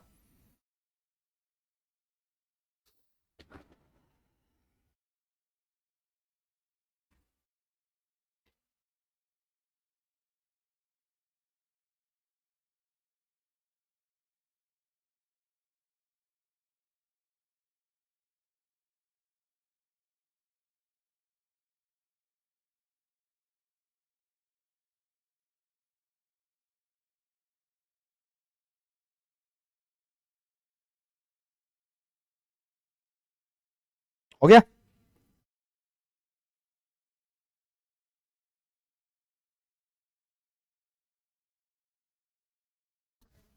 लिमिट आ गया। अब हम पढ़ेंगे कि पूरे वर्ल्ड में, पूरे वर्ल्ड के हिसाब से हमारा जो प्यारा भारत है, हमारा इंडिया है, वो कैसे सेट होता है। पहली बात तो मैं आपको बता दूं, इंडिया का जो साइज है, साइज के हिसाब से हम पूरे वर्ल्ड में कौन से नंबर पे हैं? 7वें नंबर पे हैं, ये बात याद रखिएगा। हम 7th है भैया, 7वें नंबर पे हैं। पूरे वर्ल्ड का 2.4% जो एरिया है वो इंडिया के पास है। पूरे वर्ल्ड में मान लो पूरा वर्ल्ड 100% हो गया, तो इंडिया के पास उसका कितना भाग है? 2.4%। ठीक, अब हम देख लेते हैं इंडिया से बड़े कौन से देश हैं। वर्ल्ड का सबसे बड़ा देश, वर्ल्ड का सबसे बड़ा है रसिया, उसके बाद कनाडा, उसके बाद यूएसए। अच्छा देखो, इसको याद करने का एक बढ़िया टेक्निक है। जैसे कि मैप होता है ना, ये मैप है हमारा, मैप में ये सबसे पहला है रसिया, इधर इंडिया के ऊपर है रसिया। ठीक, फिर इधर आ जाओ, यहां है कनाडा, फिर उसके कनाडा के साथ लगता है यूएसए। ठीक, तो आप कहोगे पहले उधर से फिर इधर आ जाएंगे दोनों, फिर वापस इधर आ जाओ, चाइना, अब नीचे आ जाओ, एक बार इधर एक बार इधर, इधर वाला क्या है? ब्राजील, और उधर वाला क्या है? ऑस्ट्रेलिया। ठीक, फिर लास्ट में 7वें नंबर पे कौन बचा? इंडिया। याद कैसे रखेंगे? रसिया, कनाडा, यूएसए, फिर उधर ही चले जाएंगे चाइना, फिर एक बार इधर एक बार इधर, ब्राजील और ऑस्ट्रेलिया। ऑस्ट्रेलिया इस रीजन में आता है, ब्राजील इस रीजन में आता है। ठीक है, पक्का, ये नोट कर लीजिए। और इंडिया का इसमें 2.4% है पूरे वर्ल्ड में। और पॉपुलेशन के हिसाब से अगर देखें तो वैसे तो हम अब नंबर 1 होने वाले हैं। एक बार काउंटिंग हो जाए, देखो है ना, नंबर 1 हो जाएंगे हम। अभी तो काउंटिंग नहीं हो रही, वरना हम चाइना से आगे जा चुके हैं वैसे आपको बताएं तो पूरे वर्ल्ड का 18% हमारे पास है। सोचो, आपके पास एरिया इतना है और पॉपुलेशन 18% है वर्ल्ड की आपके पास।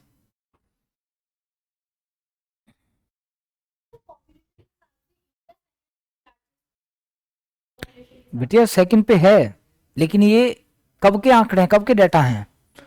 2011 के।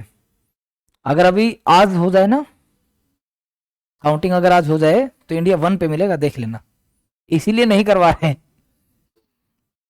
क्योंकि देखा जाए तो वैसे अगर माना जाए तो ये कहते हैं चलो भारत पहले नंबर पे आ गया, लेकिन ये देखो ना, अगर नंबर 1 पे आए हैं तो किस फेज में आए हैं, है ना भाई? अगर पॉपुलेशन देश की ज्यादा है तो वो अच्छी बात है कि बुरी बात है? देखा जाए तो बुरी बात है। कारण उसका ये बेटा, क्योंकि जिस हिसाब से, अच्छा मैं आपसे एक बात पूछता हूं, आपके पास इनकम आपकी जो है वो है 2400 रुपए, फॉर एग्जाम्पल 2400 रुपए इनकम है आपके घर की, और आपके घर के खर्चे हैं 1800 रुपए, 18,000 रुपए। तो गलत है कि सही है? इन फ्यूचर आप क्या होगे, कभी ना कभी बैंक होने के कगार पे पहुंचोगे ना। भाई 2400 कमा रहे हो और क्या कर रहे हो? 18,000 खर्च रहे हो। वही है, इंडिया के पास अगर पूरे अर्थ के हिसाब से देखें तो कितना एरिया है, लेकिन और पॉपुलेशन कितनी है, और फिर भी अपन का देश मस्त चल रहा है। इसलिए कहते हैं भारत देश बहुत महान देश है। अच्छा, जीवन में एक बात याद रखिएगा, आपकी जो जनरेशन है ना, आपकी जनरेशन में बड़ा रहता है कि इंडिया बड़ा पीछे है, ये है वो है, फलाना ढिमकाना। ये बात हमेशा याद रखिएगा, इंडिया के पास जितना एरिया है और उसके हिसाब से जो पॉपुलेशन है, ये इंडिया के ही लोग हैं जो कर पा रहे हैं मैनेज, कोई और देश मैनेज कर भी नहीं पाता।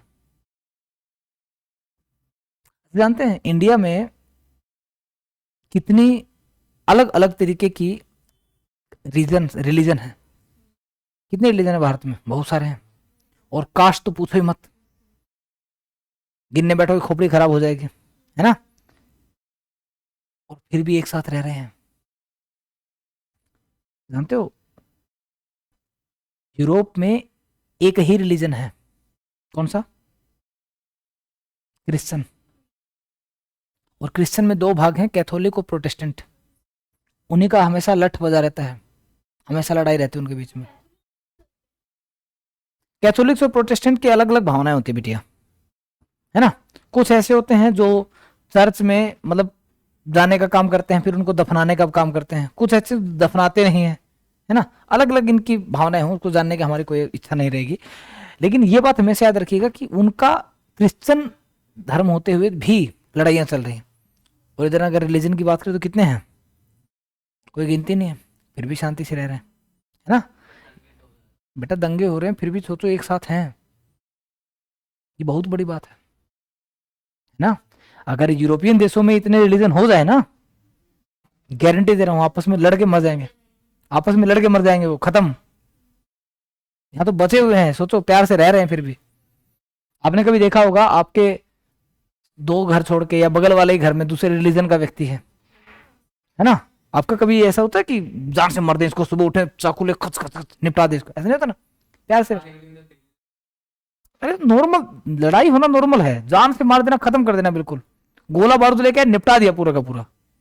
वही वही बात है ना बेटा, देखो कुछ हमेशा रहती हैं ऐसी चीजें। खैर छोड़ो इनको। तो ये अपना साइज है भाई, है ना। अब आ जाते हैं हमारे पास ये जो 2.4% है, ये पूरे वर्ल्ड का तो 2.4% है। वास्तविकता में कितना है ये? वास्तविकता में है 32.8 lakh square metre. Metre square कहते हैं, स्क्वायर मीटर आप बोलते हैं। इतना एरिया है टोटल अगर काउंट करते हैं तो।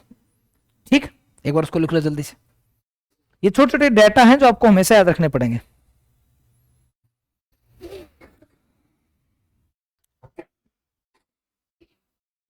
हो गया? अब आ जाओ। अच्छा बताओ, इंडिया का यहां से लेकर के पूरा का पूरा ये क्या है? यहां पे पूरा पानी है ना, यहां भी पानी है, ये अंडमान निकोबार के इधर भी पानी है, और लक्षद्वीप के चारों ओर भी पानी है। और ऊपर गुजरात, राजस्थान, पंजाब, फिर जम्मू कश्मीर, लद्दाख, फिर यहां पे क्या आ गया? हिमाचल, उत्तराखंड, फिर सिक्किम, फिर अरुणाचल प्रदेश, असम, और फिर इधर वेस्ट बंगाल, त्रिपुरा, मेघालय। ये सब एरिया लैंड से टच करता है, और ये सब एरिया कहां से टच करता है? वाटर से। तो हमारी जो लैंड बाउंड्री है, कैसी बाउंड्री है? लैंड बाउंड्री है वो है बेटा 15,200 किलोमीटर लैंड बाउंड्री। और जो कोस्टल बाउंड्री है, कोस्टल बाउंड्री है वो कितने भाई? 7,516.6 किलोमीटर। ठीक है, ये भी नोट कर लो। ये आपकी बुक में सब लिखा है, चिंता मत करना। ठीक है, ये मत सोचना सर को कहां से लेके आए हैं, ये सब लिखा आपकी बुक में, जाके खोलोगे ना सब मिलेगा यूं का यूं बिल्कुल। ठीक है, बस ये जो आप लिखोगे इससे क्या हो जाएगा, उस बुक से निकल के शॉर्ट नोट्स बन जाएंगे। ठीक है, कभी मान लो चैप्टर पढ़ने का मन है तो उसको इसको उठा के पढ़ लिया, 10 मिनट में चैप्टर खत्म, रीडिंग मारनी नहीं पड़ेगी, है ना। हो गया जी। अब इसके बाद जो हमारा है, इसके बाद है भारत के जो नेबर्स हैं वो कौन कौन है भाई? पता होगा ना भारत के नेबर्स कौन कौन है? कौन कौन है? सबसे पहले इधर से शुरू करते हैं। हमारा जो प्यारा देश है ना, हमारा प्यारा दोस्त है एक, नाम क्या है उसका? अपना बेटा है ये, है ना, पाकिस्तान। और इधर से हमारी छोटी सी बाउंड्री एक लगती है अफगानिस्तान से, है ना। हालांकि अफगानिस्तान से जो हमारी बाउंड्री लगती है ना 32 किलोमीटर के करीब है, वो बाउंड्री, वो वाला एरिया पीओके का एरिया है, यानी कि हमारे कब्जे में वो नहीं है, पाकिस्तान के कब्जे में। पीओके का मतलब समझते हैं ना, पाकिस्तान ऑक्यूपाइड कश्मीर। कश्मीर का कुछ एरिया पाकिस्तान के पास है, कुछ एरिया चाइना के पास है ना। तो दो देश तो हो गए किधर? वेस्ट में। भारत के वेस्ट में कौन से दो देश हैं? वेस्ट में कौन कौन है भाई? अफगानिस्तान और पाकिस्तान। अब आ जाते हैं नॉर्थ में। नॉर्थ में सबसे पहले तो जिसके साथ हमारा हमेशा आजकल युद्ध चला रहता है, चाइना। वैसे चाइना के बजाय अगर तिब्बत, क्योंकि तिब्बत एक देश है अपने आप में, लेकिन उस पर चाइना ने क्या कर रखा है? कब्जा कर रखा है, तो वो चाइना ने अपने अंदर ही मिला लिया उसको, है ना। तो हम चाइना ही बोलते हैं, है ना। वास्तविकता में जब आप बड़े हो जाएंगे, जब आप थोड़ी सी डिप्लोमेटिक बातें सुनेंगे ना, तो भारत आज भी कहता है Tibet is a different country, China is a different country. लेकिन जब भी हम तिब्बत से कोई समझौता करते हैं, तिब्बत से नहीं करते, चाइना से करते हैं, क्योंकि वास्तविकता में जो तिब्बत में गवर्नमेंट है वो किसकी है? चाइना की। तो तिब्बत में किससे समझौता करे जाकर के? मान लो आपको किसी के घर जाना है ना, आपके दोस्त के घर जाना है आपको, और आप अपने दोस्त के घर गए, आपको पता लगा भाई आपके दोस्त ने आपको न्योते बुलाया है, आपके दोस्त के घर गए, आपको पता लगा वो खुद किराएदार है वहां पे, और मकान मालिक ने उसको जस्ट 5 मिनट पहले निकाला है। तो आप किसके घर गए हैं? आपके दोस्त के या उसके मकान मालिक के? हाँ, तो ये समझ लीजिएगा यही है, दोस्त के घर नहीं गए, दोस्त तो खुद किराएदार है, उसको जूते मार के कभी भी निकला जा सकता है ना। तो तिब्बत वो देश बन गया बेचारा। चाइना के अलावा दो देश और हैं छोटे छोटे बेचारे, एक तो है नेपाल और दूसरा क्या है, भूटान। ये हमारे किस साइड में है, नॉर्थ में, ठीक है। अब वेस्ट हो गया, नॉर्थ हो गया, अब आ जाते हैं ईस्ट में।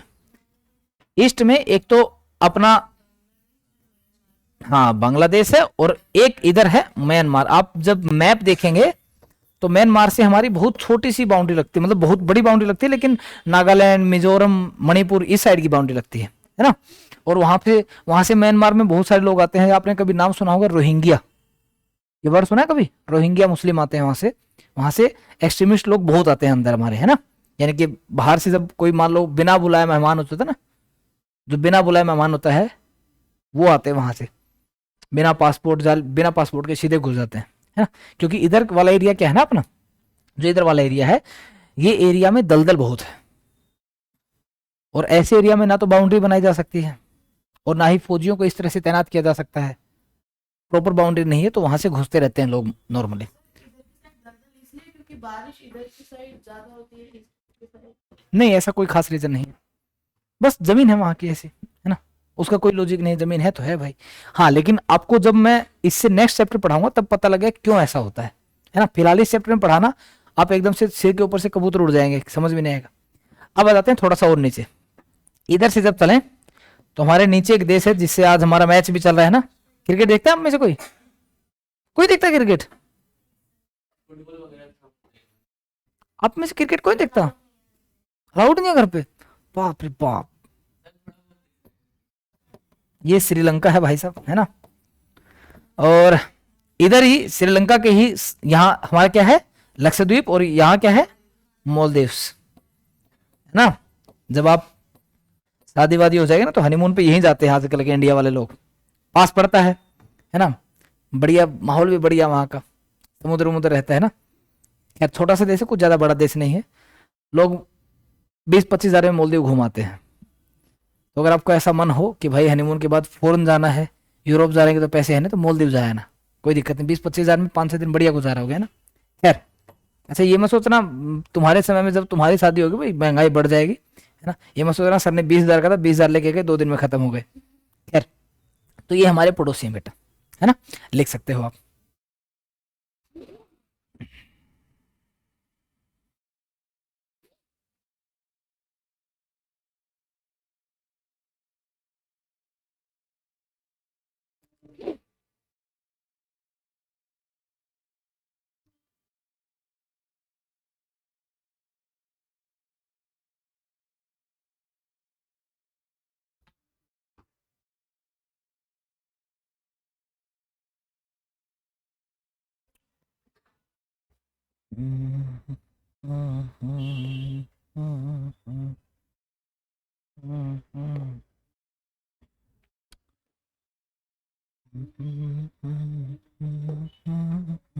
हो गया।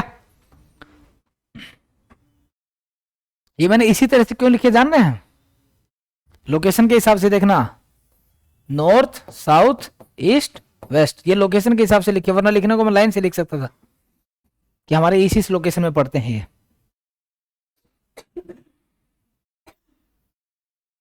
हो गया। अब सुनो भाई, अच्छा ये क्वेश्चन कई बार आ जाता है, कई बार ये क्वेश्चन आता है, वन लाइनर में तो खूब आता है आपके, कि जैसे हमने अभी पीछे देखा कि ये हमारा यहां से लैंड रीजन है पूरा का पूरा, ये वाला, है ना। और ये कौन सा रीजन है? कोस्टल रीजन, समुद्री भाग है। कोस्टल रीजन में भारत की, इंडिया की सबसे लंबी कोस्टल जो बाउंड्री है वो कौन सी स्टेट की है? गुजरात की। ये बात याद रखिएगा, सबसे लंबी कोस्टल बाउंड्री किसकी है? गुजरात की है। और सबसे छोटी कोस्टल बाउंड्री किसकी है? गोवा। गोवा में जो कोस्टल बाउंड्री हो सबसे छोटी है, क्योंकि गोवा खुद ही छोटा सा बेचारा यहाँ पे, है ना। और सबसे लंबी किसकी है? आप कहोगे गुजरात, गुजरात लिख के उसके आगे लिख दोगे लॉन्गेस्ट कोस्टल बाउंड्री।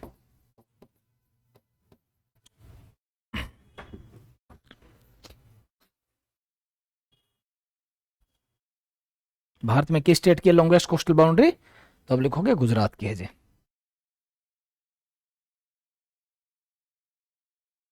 हो गया। और कौन सा ऐसा हमारा पड़ोसी देश है, नेबर है, जिसकी बाउंड्री इंडिया के से सबसे ज्यादा लगती है? बांग्लादेश। तो बांग्लादेश है, अब आप कभी देखोगे तो जैसे बांग्लादेश इस तरह से है, बीच में ये बांग्लादेश है, यहाँ पे भारत का वेस्ट बंगाल वाला एरिया है, यहाँ पे मेघालय, त्रिपुरा, ये वाला पूरा है। तो याद रखिएगा, अगर ये क्वेश्चन पूछ लिया जाए कि कौन सा ऐसा भारत का पड़ोसी देश है, नेबर कंट्री है, जिसकी बाउंड्री इंडिया से सबसे ज्यादा लगती है, तो कौन है? बांग्लादेश होगा, सीधी बात। ठीक है, आप इसको भी लिख सकते हैं। Bangladesh had longest boundary with India. Bangladesh had longest boundary with India. Bangladesh की सबसे लंबी बाउंड्री इंडिया के साथ, अगर सारे पड़ोसी देशों की बात करें तो। ठीक है, हो गया।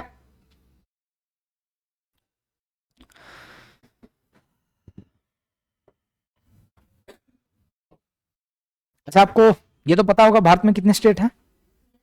कितने स्टेट हैं? 28। बेटा जम्मू कश्मीर नहीं है, आपकी जो एनसीईआरटी में है उसको ठीक कर लेना, शायद वो अब तक गलत लिखा हो, है ना, न्यू प्रिंट ना आया हो तो वो गलत लिखा होगा वहां पे। अगर आप एनसीईआरटी खोल के देखोगे जो वहां पे लिखा है आज भी, क्या दिखाएं? हाँ देख लो भाई।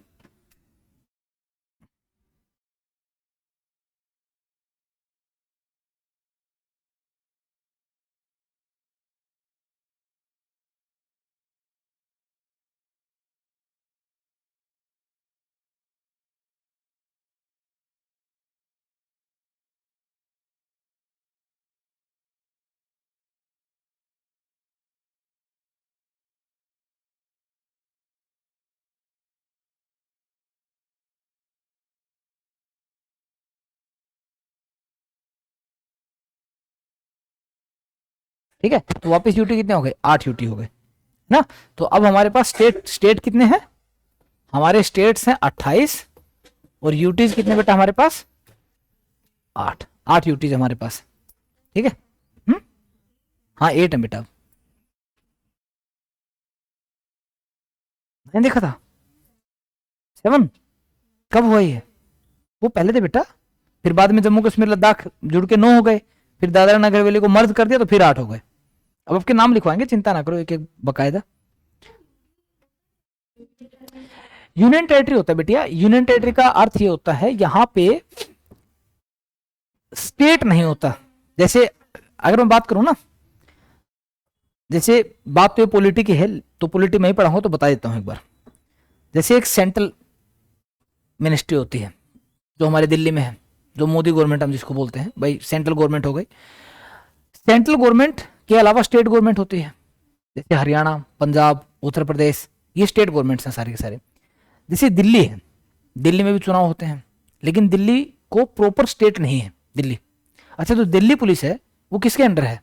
होम मिनिस्ट्री के अंडर है, सेंट्रल होम मिनिस्ट्री के अंडर। अच्छा, जहां की पुलिस सेंटर के अंडर है, क्या उस मुख्यमंत्री यानी कि सीएम की कोई पावर है बची? अच्छा, कभी केजरीवाल के आपने स्पीच सुने होंगे, तो केजरीवाल हमेशा कहते हैं कि मुझे एक बार दिल्ली पुलिस सौंप दो, सीधा कर दूंगा सबको। दिल्ली पुलिस की पावर सीएम के पास नहीं है, लेकिन हरियाणा पुलिस की पावर किसके पास है? मुख्यमंत्री के पास। तो वहां के सीएम कौन है? खट्टर, मनोहर लाल खट्टर।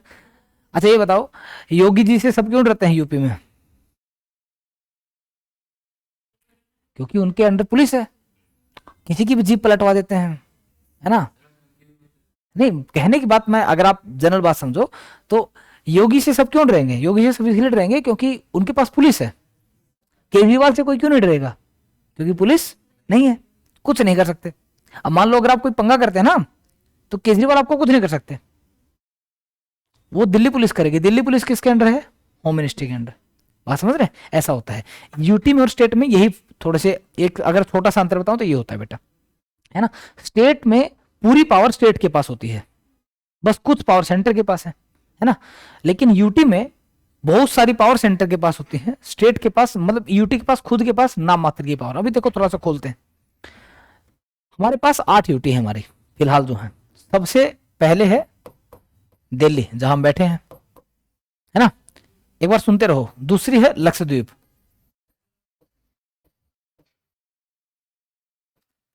फिर है पुदुचेरी। अब आपको एक बात बता दूं मैं, सभी 8 यूटीज में से सिर्फ दिल्ली और पुदुचेरी में सीएम है, बाकी सब में सीएम नहीं बनता है, बाकी सब में एडमिनिस्ट्रेटर होता है। और एडमिनिस्ट्रेटर किसके अंडर रहता है? यूं का यूं सेंटर के अंडर, है ना। दिल्ली, लक्षद्वीप, पुदुचेरी और कौन कौन है बताओ? अंडमान एंड निकोबार और दादरा एंड नगर हवेली और दमन and Diu, Daman and Diu, ये दादरा नगर हवेली, दमन दीव, ठीक है। उसके अलावा लद्दाख, लद्दाख हो गया और जम्मू कश्मीर हो गया। उसके अलावा चंडीगढ़, इसको कैसे भूल सकते हैं भाई आप, है ना। कितने हो गए? 1 2 3 4 5 6 7 8, 8 हो गए, इतने ही है पक्का। और इनमें से सीएम सिर्फ दिल्ली और पुदुचेरी में होता है। दिल्ली में कौन है? पुदुचेरी के इस समय सीएम कौन है? इसमें तो नहीं याद है भाई, है ना। और 28 स्टेट है बेटा, ठीक है। 28 स्टेट में जम्मू कश्मीर वगैरह तो हट गया बेचारा। तो ऊपर से शुरू करते हैं, थोड़ा सा ध्यान से देखना, मैप के हिसाब से चलूंगा मैं। अगर भारत के मैप को देखें बिल्कुल क्लियर,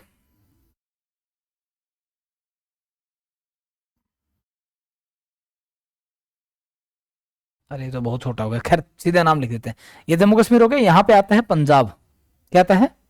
ऊपर देख लो बस, फिर सीधे सीधे नाम लिख दोगे, आप कोई दिक्कत नहीं। मैप आपके पास घर पे होगा, बस एक बार मैप के हिसाब से पंजाब, पंजाब के नीचे हरियाणा है, हरियाणा के नीचे राजस्थान, यहाँ है गुजरात, यहाँ है महाराष्ट्र, महाराष्ट्र के नीचे गोवा, गोवा के नीचे कर्नाटक, कर्नाटक के नीचे केरल, केरल के नीचे तमिलनाडु। फिर इधर चढ़ जाओ, तमिलनाडु से इधर आंध्र प्रदेश, आंध्र प्रदेश से ऊपर ओडिशा, तेलंगाना इधर है ना। आंध्र प्रदेश तेलंगाना ऐसे हैं, ठीक है। ओडिशा, ओडिशा के ऊपर वेस्ट बंगाल, यहां छत्तीसगढ़, यहां मध्य प्रदेश, यहां उत्तर प्रदेश, यहां बिहार, यहां झारखंड, बिहार के पास यहां वेस्ट बंगाल पूरा बड़ा होता है। अब ऊपर ऊपर से यहां से आ जाए इधर से, जम्मू कश्मीर के इधर से हिमाचल प्रदेश, उत्तराखंड, उत्तराखंड के बाद यूपी, ठीक। यहां सिक्किम, कितने हो गए? 1 2 3 4 5 6 7 8 9 10 11 12 13 14 15 16 17 18 19 20 21 और 7 ये बच गए इधर। कौन कौन होते हैं? अरुणाचल प्रदेश, असम, फिर यहां से लाइन से नागालैंड, मिजोरम, मणिपुर, ठीक। सॉरी मणिपुर मिजोरम, ठीक। यहां पे मेघालय और यहां पे त्रिपुरा। ये 28 स्टेट हमारे, ठीक है, कोई दिक्कत तो नहीं। पॉपुलेशन के हिसाब से अगर देखें तो सबसे बड़ा कौन है? यूपी।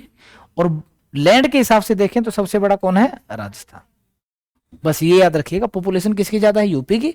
और लैंड बाउंड्री, लैंड किसके पास सबसे ज्यादा है? राजस्थान के पास, ठीक है। ओके, ये बात आप हमेशा याद रखिएगा। हालांकि आपका जब आप बुक खोलेंगे तो उसमें प्रॉपर इंडिया का मैप बना हुआ है और एक एक स्टेट का नाम लिखा गया है बाकायदा, ठीक है।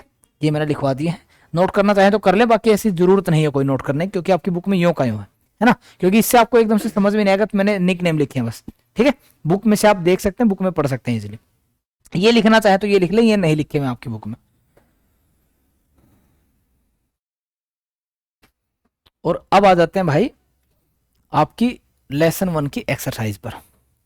हेल्प बुक निकालो जी अब। आपने कहा था कि मौसम देखकर ही हम बता सके कि सुबह कोहरा होगा। ये पूछ रहा है, अभी बता देते हैं, चलो ये भी सही है।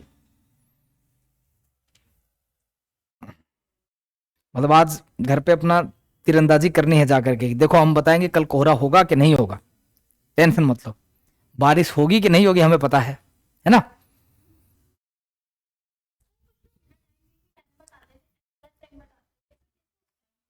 हाँ वो सन को देख के बताते हैं बेटा, आप सन को देख के बता सकते हैं टाइम। अभी बताते हैं, अभी बताते हैं। एग्जैक्ट मिनट के साथ बता देते हैं, मिनट के साथ तो नहीं बता सकते हैं। हाँ लेकिन ये बता सकते हैं कि अभी इस समय पे लगभग 12:15 12:30 के बीच का टाइम है। एग्जैक्ट मिनट नहीं बता सकता कोई भी इतना, या तो फिर वो अगर वो एग्जैक्ट बता दे रहा है बिल्कुल 12:24 हुए हैं, तो फिर या तो वो आत्मा से परमात्मा का मिलन हो चुका है, या वो कोई तांत्रिक आदमी है ना। ऐसा नहीं हो सकता है, या ऐसा कोई है कोई ऐसा?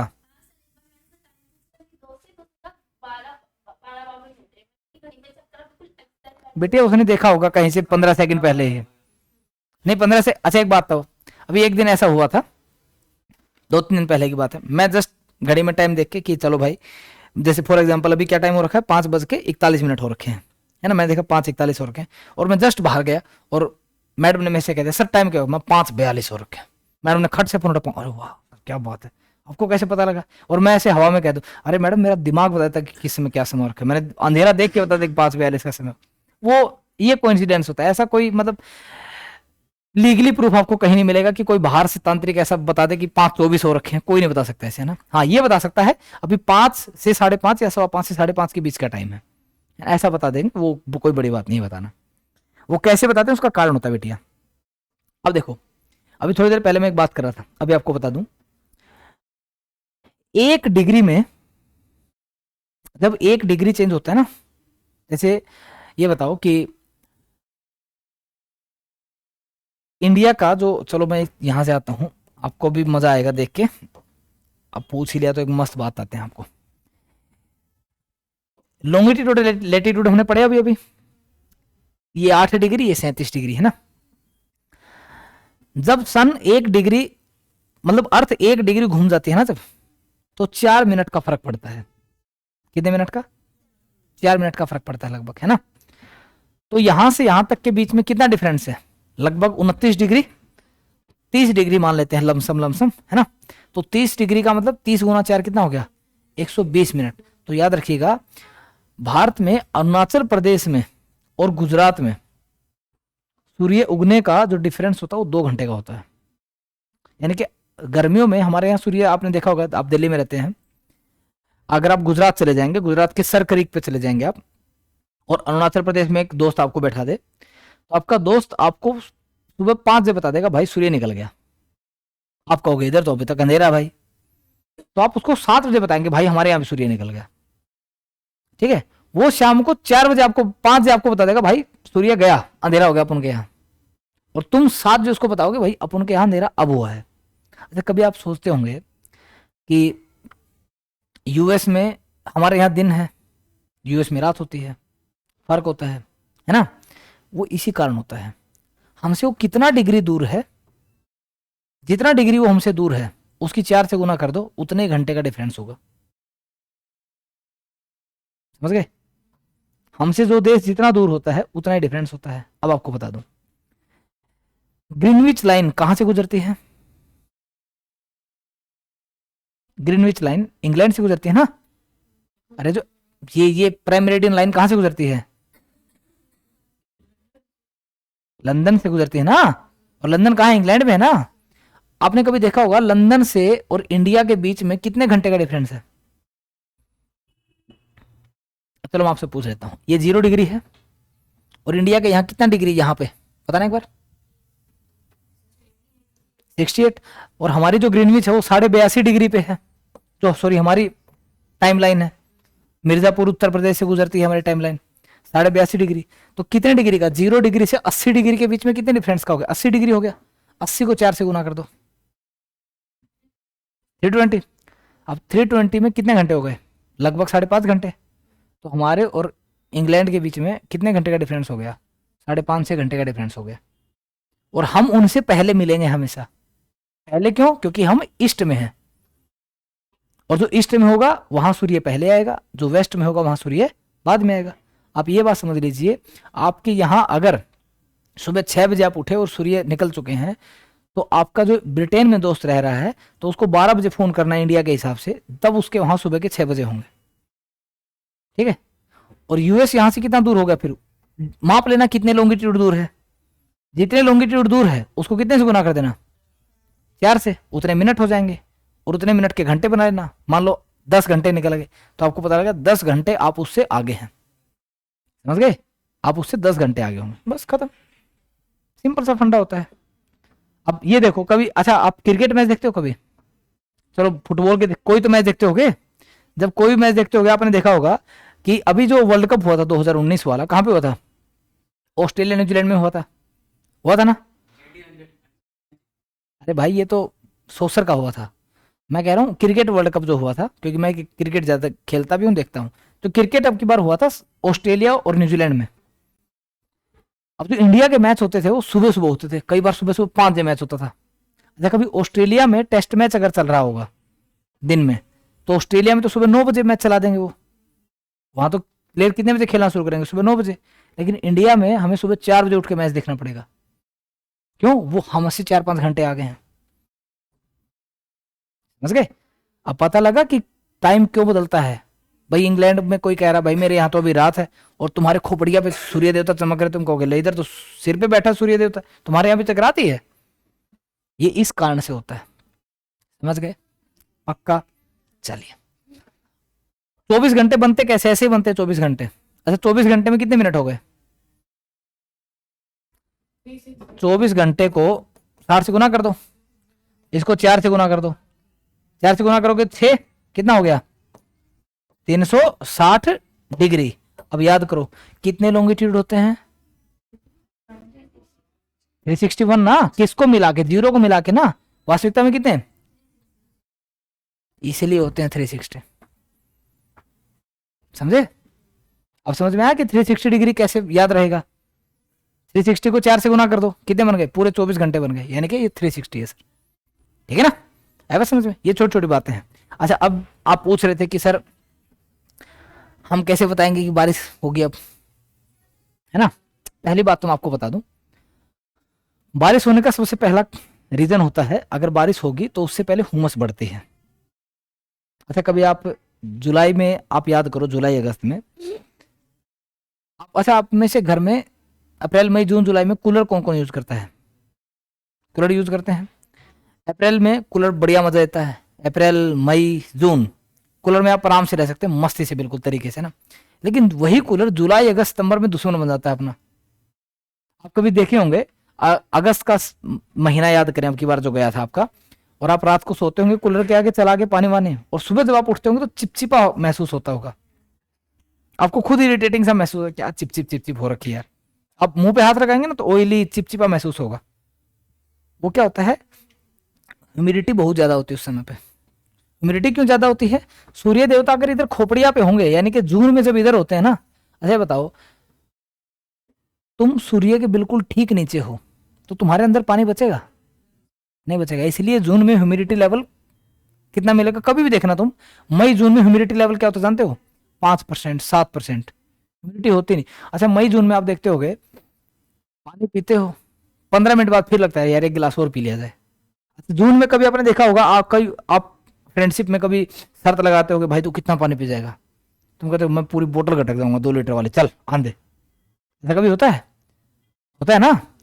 हम दोस्त होते ना स्कूल में, हम ऐसी ऐसी शर्तें लगाते थे बिना बात की, पता नहीं क्या बात, कि जो 2 लीटर की बोतल होती है ना, वो पूरी पीनी है एक बार में, इतने रुपए की शर्त है, पी जाते थे।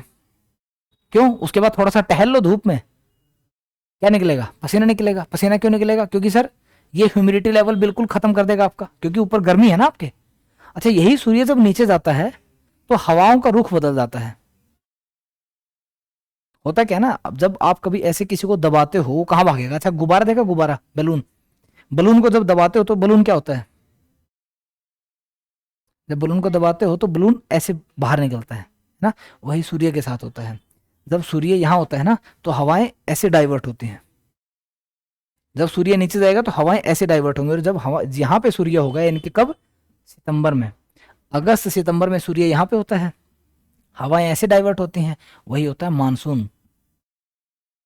और जब सूर्य चमकता है तो भाप बनेगी पानी से, पानी से भाप बनेगी तो किस में शामिल हो जाएगी? हवा में। हवा में शामिल होगी तो हवा कहाँ भागेगी? सूर्य से दूर भागेगी ना, क्योंकि सूर्य ऊपर से प्रेशर डाल रहा है। तो जब दूर भागेंगे तो वो टकराएंगे आके यहाँ पे पहाड़ों से, बारिश होगी। अब आपको ये कैसे पता लगता है कि कोहरा होगा कि नहीं होगा? कभी आप देखना चाहो ना, आज रात को देखना आप कि कल सुबह कोहरा ज्यादा मिलेगा या कम मिलेगा। रात को आप कभी देखते हो तो हवा चल रही होती ठंडी। आज है ना, रात को जाना 8-9 बजे छत पे जाना, आपको ठंडी हवा महसूस होगी, बहुत तेज हवा चल रही है ना। इसका मतलब कोहरा नहीं होगा। कोहरा होता है स्टेबिलिटी में, और सिर्फ ठंड लग रही है, आसमान साफ है बिल्कुल, इसका मतलब हवा में नमी नहीं है। अगर हवा में नमी होती है तो आसमान आपको साफ नहीं दिखेगा। अच्छा एक बात बताओ, हवा में नमी होने का मतलब हवा में पानी है, हवा में पानी होने का मतलब बादल है, बादल है ना। अच्छा जब बादल होते हैं तब आपको सूर्य दिखता है, रात को तारे दिखते हैं, नहीं दिखते। और जब साफ दिखता है इसका मतलब हवा में पानी नहीं है। हवा में जब पानी होगा और हवा तेज चल रही है तो कोहरा नहीं होगा। लेकिन अगर रात को हल्का फुल्का आपको दिखा कि हवा में पानी है, साफ नहीं दिख रहा आसमान और हवा भी नहीं चल रही है, तो सुबह कोहरा होगा, धुआंधार होगा। और जो लोग टाइम देख के बताते हैं वो ऐसे बताते हैं, एक हमारा पोलर स्टार होता है बेटा, जैसे सन स्टेबल होता है ना, वैसे पोलर स्टार होता है जिसको हिंदी में ध्रुव तारा बोलते हैं, वो भी स्टेबल होता है। वो हमेशा हमारे उत्तर में दिखता है, हमें नॉर्थ में। अर्थ हमेशा घूमती रहती है। ध्रुव तारे को देख के लोग टाइम बताते हैं क्या टाइम हो रखा है। ठीक है, ये चीजें होती हैं। खैर इसका इतना डीप जानने की अपने को कोशिश नहीं करनी। लेकिन अब अगर किसी को बताना हो कि सुबह कोहरा होगा कि नहीं होगा, बता दोगे कैसे, है ना भाई। मान लो आप छत पे गए, आप कहना भाई देखते हैं कि सुबह कोहरा होगा कि नहीं। छत पे गए, अगर आसमान में हल्के फुल्के बादल दिख रहे हैं और हवा नहीं चल रही है तो कोहरा होगा। और अगर आसमान बिल्कुल साफ है, आसमान साफ कब होगा, जब हवा तेज चल रही होगी, तो कोहरा आएगा कहां से, हवा में नमी ही नहीं है। समझ रहे। अच्छा कोहरे में आपने कभी देखा होगा, आप कोहरे में बाहर खड़े हो जाओ स्टेबल, आधे घंटे बाद आप देखोगे आपकी यहाँ पे पानी हो जाएगा। पानी होने का मतलब हवा में क्या था, नमी थी, और वही नमी कोहरा बनती है बाद में। समझ रहे हैं। और अगर हवा चला दे वहीं पे तो नमी कहाँ भाग जाएगी, आगे कोहरा होगा। यही होता है। ठीक है।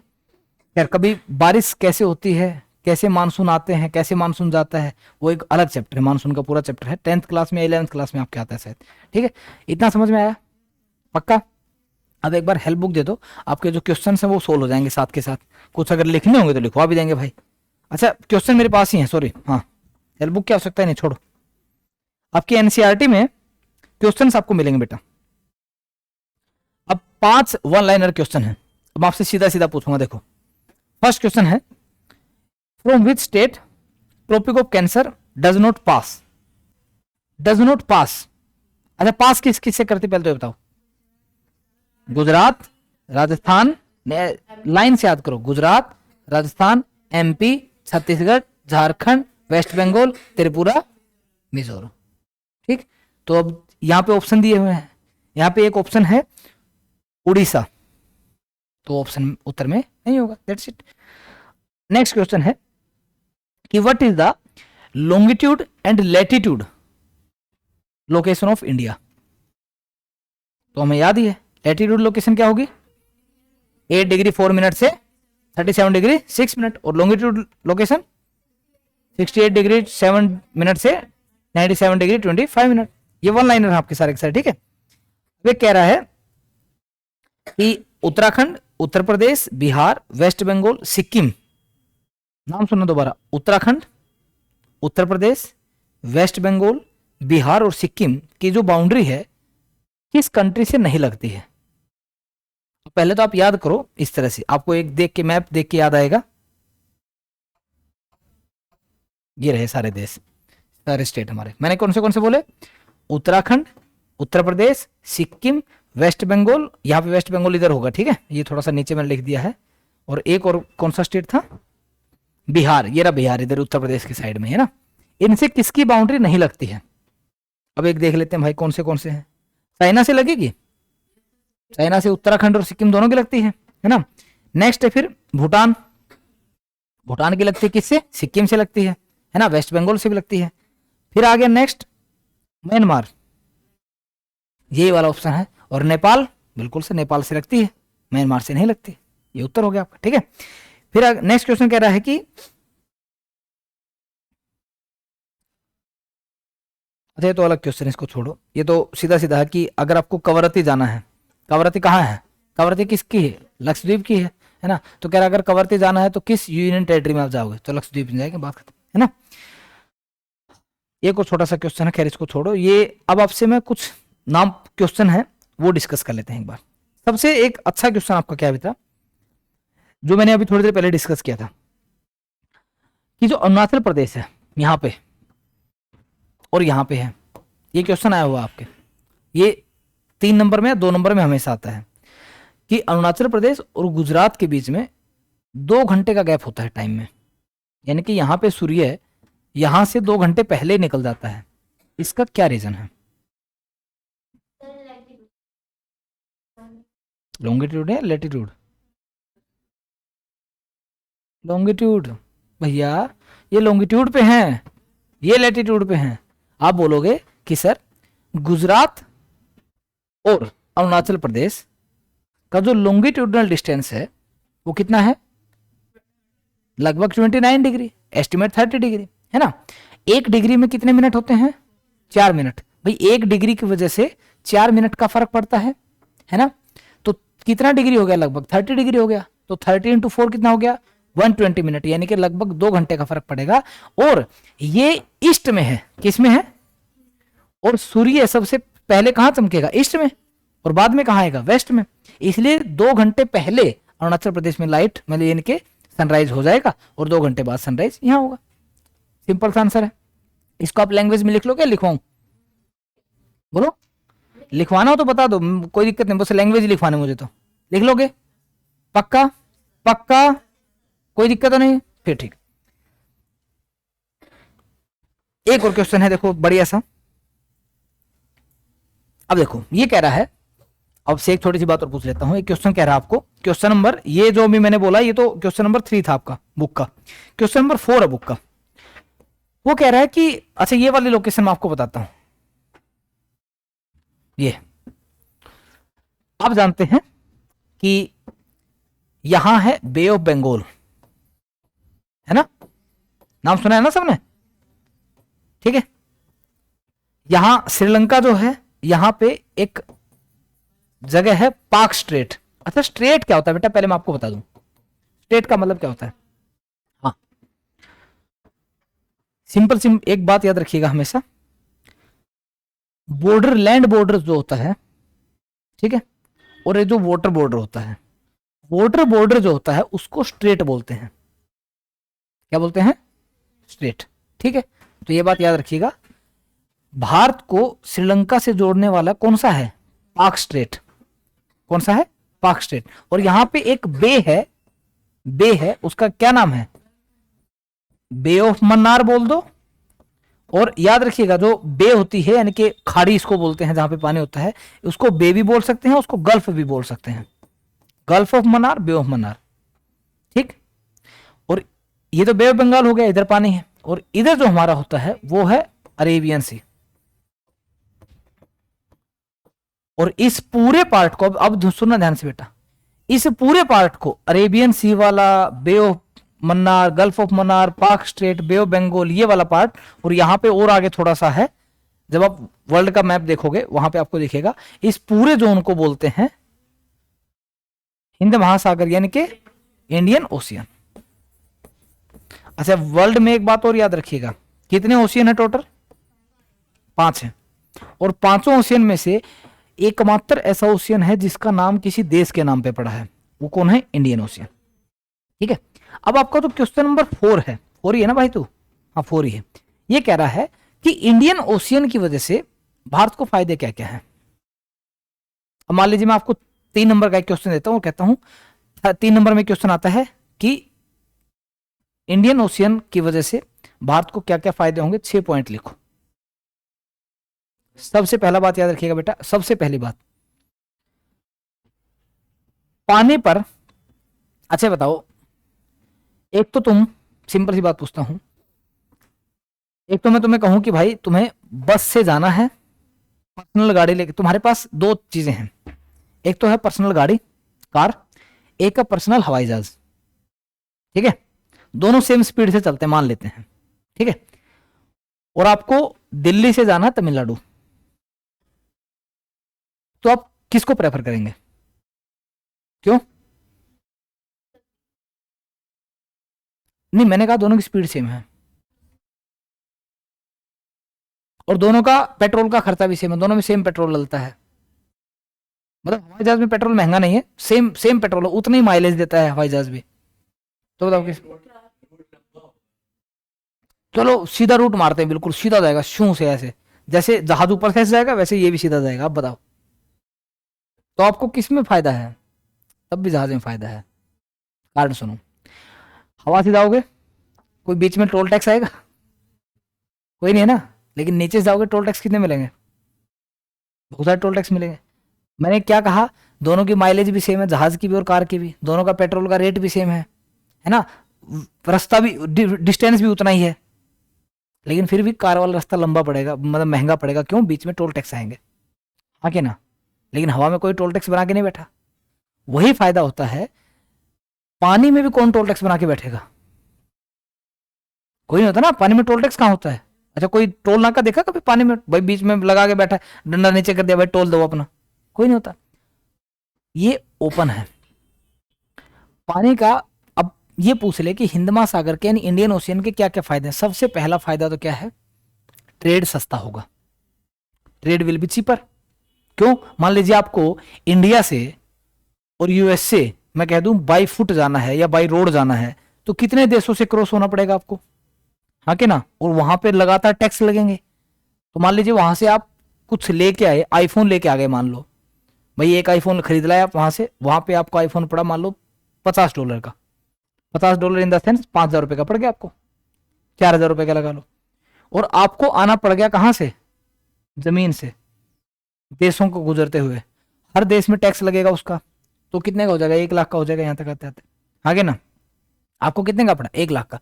लेकिन वही आईफोन आप लेकर के पानी के रास्ते आए, बीच में कोई टोल टैक्स नहीं है, तो जहां 4,000 का लिया था तो 1-2 देश की बाउंड्री टोल टैक्स वाली होगी, सस्ते में पहुंच जाओगे। बात समझ रहे? अरे हाँ के ना। इसलिए कहते हैं कि जो बाई रोड का जो रास्ता है ना, वो महंगा पड़ता है हमेशा। बाई वाटर सस्ता पड़ता है, और सबसे सस्ता कौन पड़ता है? By air. क्योंकि बीच में कोई देश की आपको ये नहीं कहेगा कि नीचे उतरो टोल दो। पानी के तो फिर भी कुछ रूल्स हैं, हवा के कोई रूल्स नहीं है, है ना। वो अपने समझौते हैं अलग। तो सबसे पहला तो इंडियन ओशियन का फायदा क्या है भारत को? ट्रेड चीपर है। दूसरा सबसे अच्छा फायदा क्या है?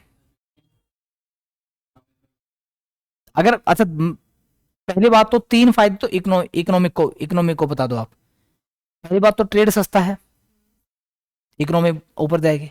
दूसरी बात, पानी जितना ज्यादा होगा तो उससे हमारा सबसे बड़ा फायदा होगा कि फिशिंग में फायदा मिलेगा। हमारा कोस्टल एरिया बड़ा होगा, तो कोस्टल एरिया बड़ा होने का हमारा फायदा क्या होगा कि हम बाकी देशों को भी हेल्प कर सकते हैं। जैसे नेपाल भूटान के पास कोई बाउंड्री नहीं है, कोस्टल बाउंड्री, तो उसको सारा ट्रेड कहां से करना पड़ेगा? इंडिया से करना पड़ेगा, हाँ कि ना। इंडिया के अंदर से गुजर के होके जाएगा। और फायदे क्या क्या हैं? टूरिस्ट अट्रैक्शन होगा। और फायदे क्या क्या हैं? अब आ जाओ, ये तो था इकोनॉमिक। अब आ जाओ कहां पे? नेचुरल। नेचुरल सबसे बड़ा फायदा, बारिश ज्यादा होगी, आगे ना। बारिश ज्यादा होगी, सीधी बात है भाई। इतना बड़ा समुद्र है तो यहां से हवाएं आएंगी, इसके यहां से पानी भर के आएंगी, सारा पानी यहां फेंक देंगे, आगे ना। दूसरा फायदा क्या होगा? अगर पानी ज्यादा होगा, बारिश ज्यादा होगी, तो क्या होगा? एग्रीकल्चर का फायदा होगा। और फायदे क्या क्या होंगे सर? अगर इतना कुछ है तो पानी के बहुत सारे ऐसे फायदे हैं, जैसे नमक बनाना, फिशिंग हो गया, डैम्स हो गए, वहां से इलेक्ट्रिसिटी जनरेट कर सकते हैं। कितने फायदे बता दो भाई, बात समझ रहे हैं? हाँ वही तो बताया, नमक सोल्ट बना सकते हैं, बात समझ रहे हैं? तो बहुत सारे फायदे हैं। तो इंडियन ओशियन के यानी कि पानी के लगने के कितने फायदे हैं? बहुत सारे फायदे हैं सर। अगर आपसे मान लीजिए 3 नंबर में आता है तो 6 लिख दो, 5 नंबर में आता है 10 लिख देना, फायदे आप कितने निकाल लो, हाँ कि ना। धनाधन पॉइंट बना के .1 ये कर सकते हैं, .2 ये कर सकते हैं, .3 मान लो 2 नंबर में आ गया तो 4 फायदे लिख दो, और आता ही 1 नंबर में 2 फायदे निकलो बाहर। हाँ वो मार्क्स पे डिपेंड करेगा आपके। आपने कभी देखा होगा ना, मान लीजिए अगर आपका 3 नंबर का क्वेश्चन आता है, 3 मार्क्स लिखा उसके आगे में, 3 नंबर का है, और उसने कहा कि इंडियन ओशियन के फायदे बताओ, तो याद रखिएगा बेटा कम से कम तो 5 बताने हैं, 5 तो कम से कम बताओगे, और 7 हो जाए तो बेस्ट है, कोई टेंशन नहीं। 2 नंबर में आता है तो कम से कम 3 बताने हैं, कम से कम, हमेशा डबल करना उसका। अच्छा टीचर जब क्लास में आपको लिखवाते होंगे नोट्स तो हमेशा कहते होंगे बेटा अगर ये 2 मार्क्स में आए तो कितना लिखना? 5 लाइन लिख देना। कहते हैं ना कि 2 मार्क्स में आए तो 4-5 लाइन लिख देना, 5 मार्क्स में आए तो पूरा सीट ठोक देना भाई, 10 12 12 13 जितनी भी लाइन भर सको उतनी भर देना। कहते हैं कि नहीं कहते हैं, बस वही करना है, ठीक है, पक्का। तो ये हो गया आपका। उसके बाद कुछ और क्वेश्चन हैं, ये तो आपके हो जाएंगे, और तो हो जाएंगे, और कोई दिक्कत नहीं है। तो ये लो सर आपका साथ में ये भी हो गया, एक्सरसाइज भी हो गई आपकी, ठीक है। आज फर्स्ट चैप्टर आप कंप्लीट करके लाएंगे, पढ़ेंगे, साथ में सारे क्वेश्चन आप याद करेंगे। मैं कभी भी कोई भी क्वेश्चन का आंसर पूछ सकता हूँ, लिखवा सकता हूँ, कोई दिक्कत तो नहीं होगी, पक्का, ठीक है। चलिए अभी आपका टाइम, हाँ जी बोलो। Bay of Mannar, gulf of Mannar बोल सकते हैं बेटा। गल्फ ऑफ मन्नार का मतलब क्या है ना, जैसे यहाँ बंगाल है, बंगाल के नीचे का जो पूरा एरिया है उसको बे ऑफ बंगाल बोलते हैं। बे का मतलब होता है खाड़ी, जहां पे पानी होता है बहुत सारा, है ना, बे ऑफ बंगाल। ये गल्फ ऑफ मन्नार, गल्फ बोल दो, बे ऑफ बोल दो, नाम रख रखे बस, और कुछ नहीं है, नाम है। इस जगह का नाम गल्फ ऑफ मन्नार है, इनके बीच का जो स्ट्रेट है वो पाक स्ट्रेट है ना, ये अरेबियन सी है। इस पूरे को मिला के बोलूं तो क्या है, इंडियन ओशियन, है ना, कोई दिक्कत नहीं। तो सिर्फ नाम है और कुछ नहीं बेटा। अगर मान लीजिए कभी क्वेश्चन आ जाए आपके पास कि इंडिया और श्रीलंका के बीच में कौन सी गल्फ है, कौन सी बे है, तो क्या है, गल्फ ऑफ मन्नार या बे ऑफ मन्नार। कभी आपसे पूछ लिया जाए कि इंडिया के, देखो इधर देखो, ये भारत का कौन सा पार्ट है, ईस्टर्न के वेस्टर्न, ये वाला। तो मैं आपसे अगर पूछूं भारत के ईस्टर्न पार्ट में कौन सा पानी वाला एरिया है, तो आप बोलोगे बे ऑफ बंगाल है। भारत के वेस्टर्न में कौन सा है, अरेबियन सी, बस, है ना। ये बात, छोटी छोटी बातें हैं बस याद रखनी। अच्छा बार बार मैप बना के क्यों दिखा रहा हूं, क्योंकि आप जब अच्छा कॉपी में बनाते हो, मैप बनाते हो ना साथ में, मैप नहीं बनाया कुछ नहीं समझ आएगा। पता लगा ऐसे लिख दिया अरेबियन सी, ये वो फलाना ढिमकाना, जैसे देखो कहाँ गया भाई तू, ये रहा। ये मैंने इस तरह से क्यों बनाया था, कारण है इसका बनाने का। ये वाला कौन सा, वेस्ट, वेस्ट में कौन आ गए, पाकिस्तान अफगानिस्तान। नॉर्थ में कौन आ गए, चाइना नेपाल भूटान। ईस्ट में कौन आ गए, बांग्लादेश और म्यांमार। वेस्ट सॉरी साउथ में कौन आ गए, श्रीलंका और मालदीव। ये बनाने का रीजन है, वरना मैं लिखने को ऐसे लाइन से लिख देता, कोई दिक्कत नहीं होती, लेकिन याद नहीं रहते कभी भी। आप भी कॉपी में अगर ऐसे ही लिखोगे ना, बीच में बना के ऐसे लिख दो, एक झटके में समझ जाओगे कहाँ कौन है, ठीक है। तो आपका आज ज्योग्राफी का फर्स्ट चैप्टर होता है खत्म, ठीक। अब हम पॉलिटी का फर्स्ट चैप्टर शुरू करेंगे। आपको 6:10 हो गए हैं, 7 बजे तक क्लास चलती है ना, ठीक है, 7 सवा 7 तक क्लास चलेगी, कोई दिक्कत नहीं है। 5 मिनट का आप छोटा सा ब्रेक मार सकते हैं, पानी वानी पीना हो तब शुरू करेंगे, ठीक है।